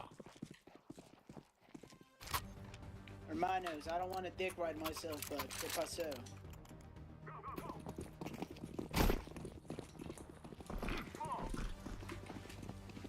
Yo, putas negros. Okay. Insults are flying.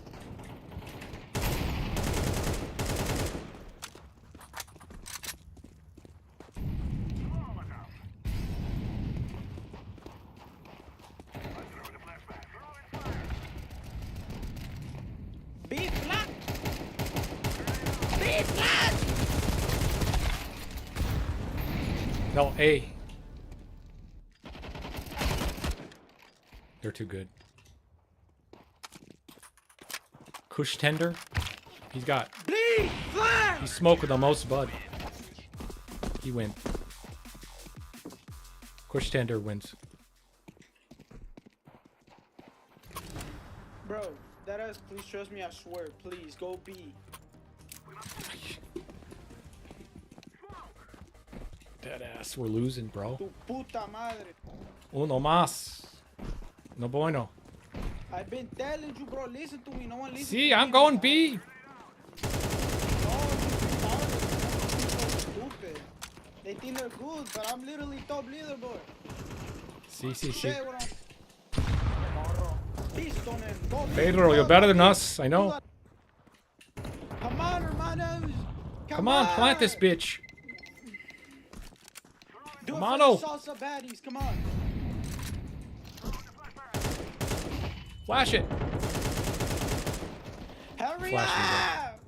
Plant. Fucking bro, hurry up. La Plant planta. the beach, man. Planta. Planta la bomba! Planta la bomba! Hey! Ah! Plant, car spawn. It's planted. Car spawn. He's done. Top window.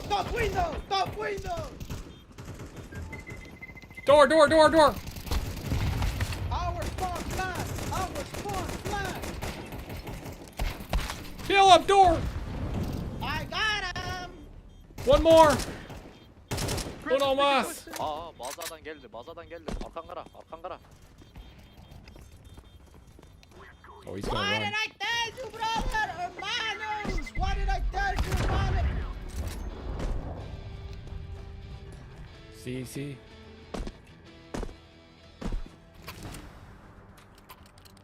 Hey, catwalk. Someone smoke me though. Now. Claro. No. Cuatro.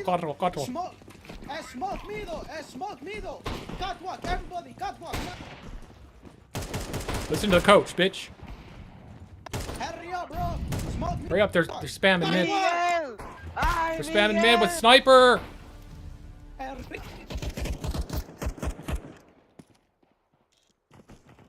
Catwalk. No, not catwalk. You had a sniper, bro.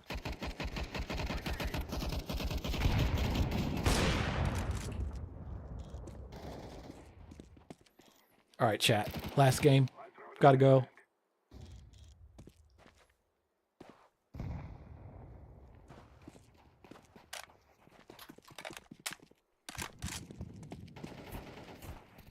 Too bad.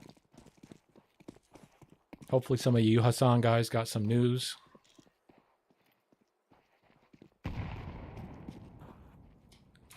Es no bueno.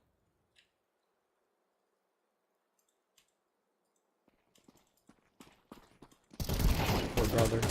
Ooh, almost. No! Almost aced it. I know, way. Catwalk, bro. Why'd you not listen, catwalk, Sí, bro? way. Gracias. Hermano, chimichanga taco. Shut up. Yo soy de Ecuador. Me gusta la comida mexicana. Despacito. Speak some Vamos real. que me What the estás fuck? calentando. Vámonos. Gotta go. Bro, chachos. Go.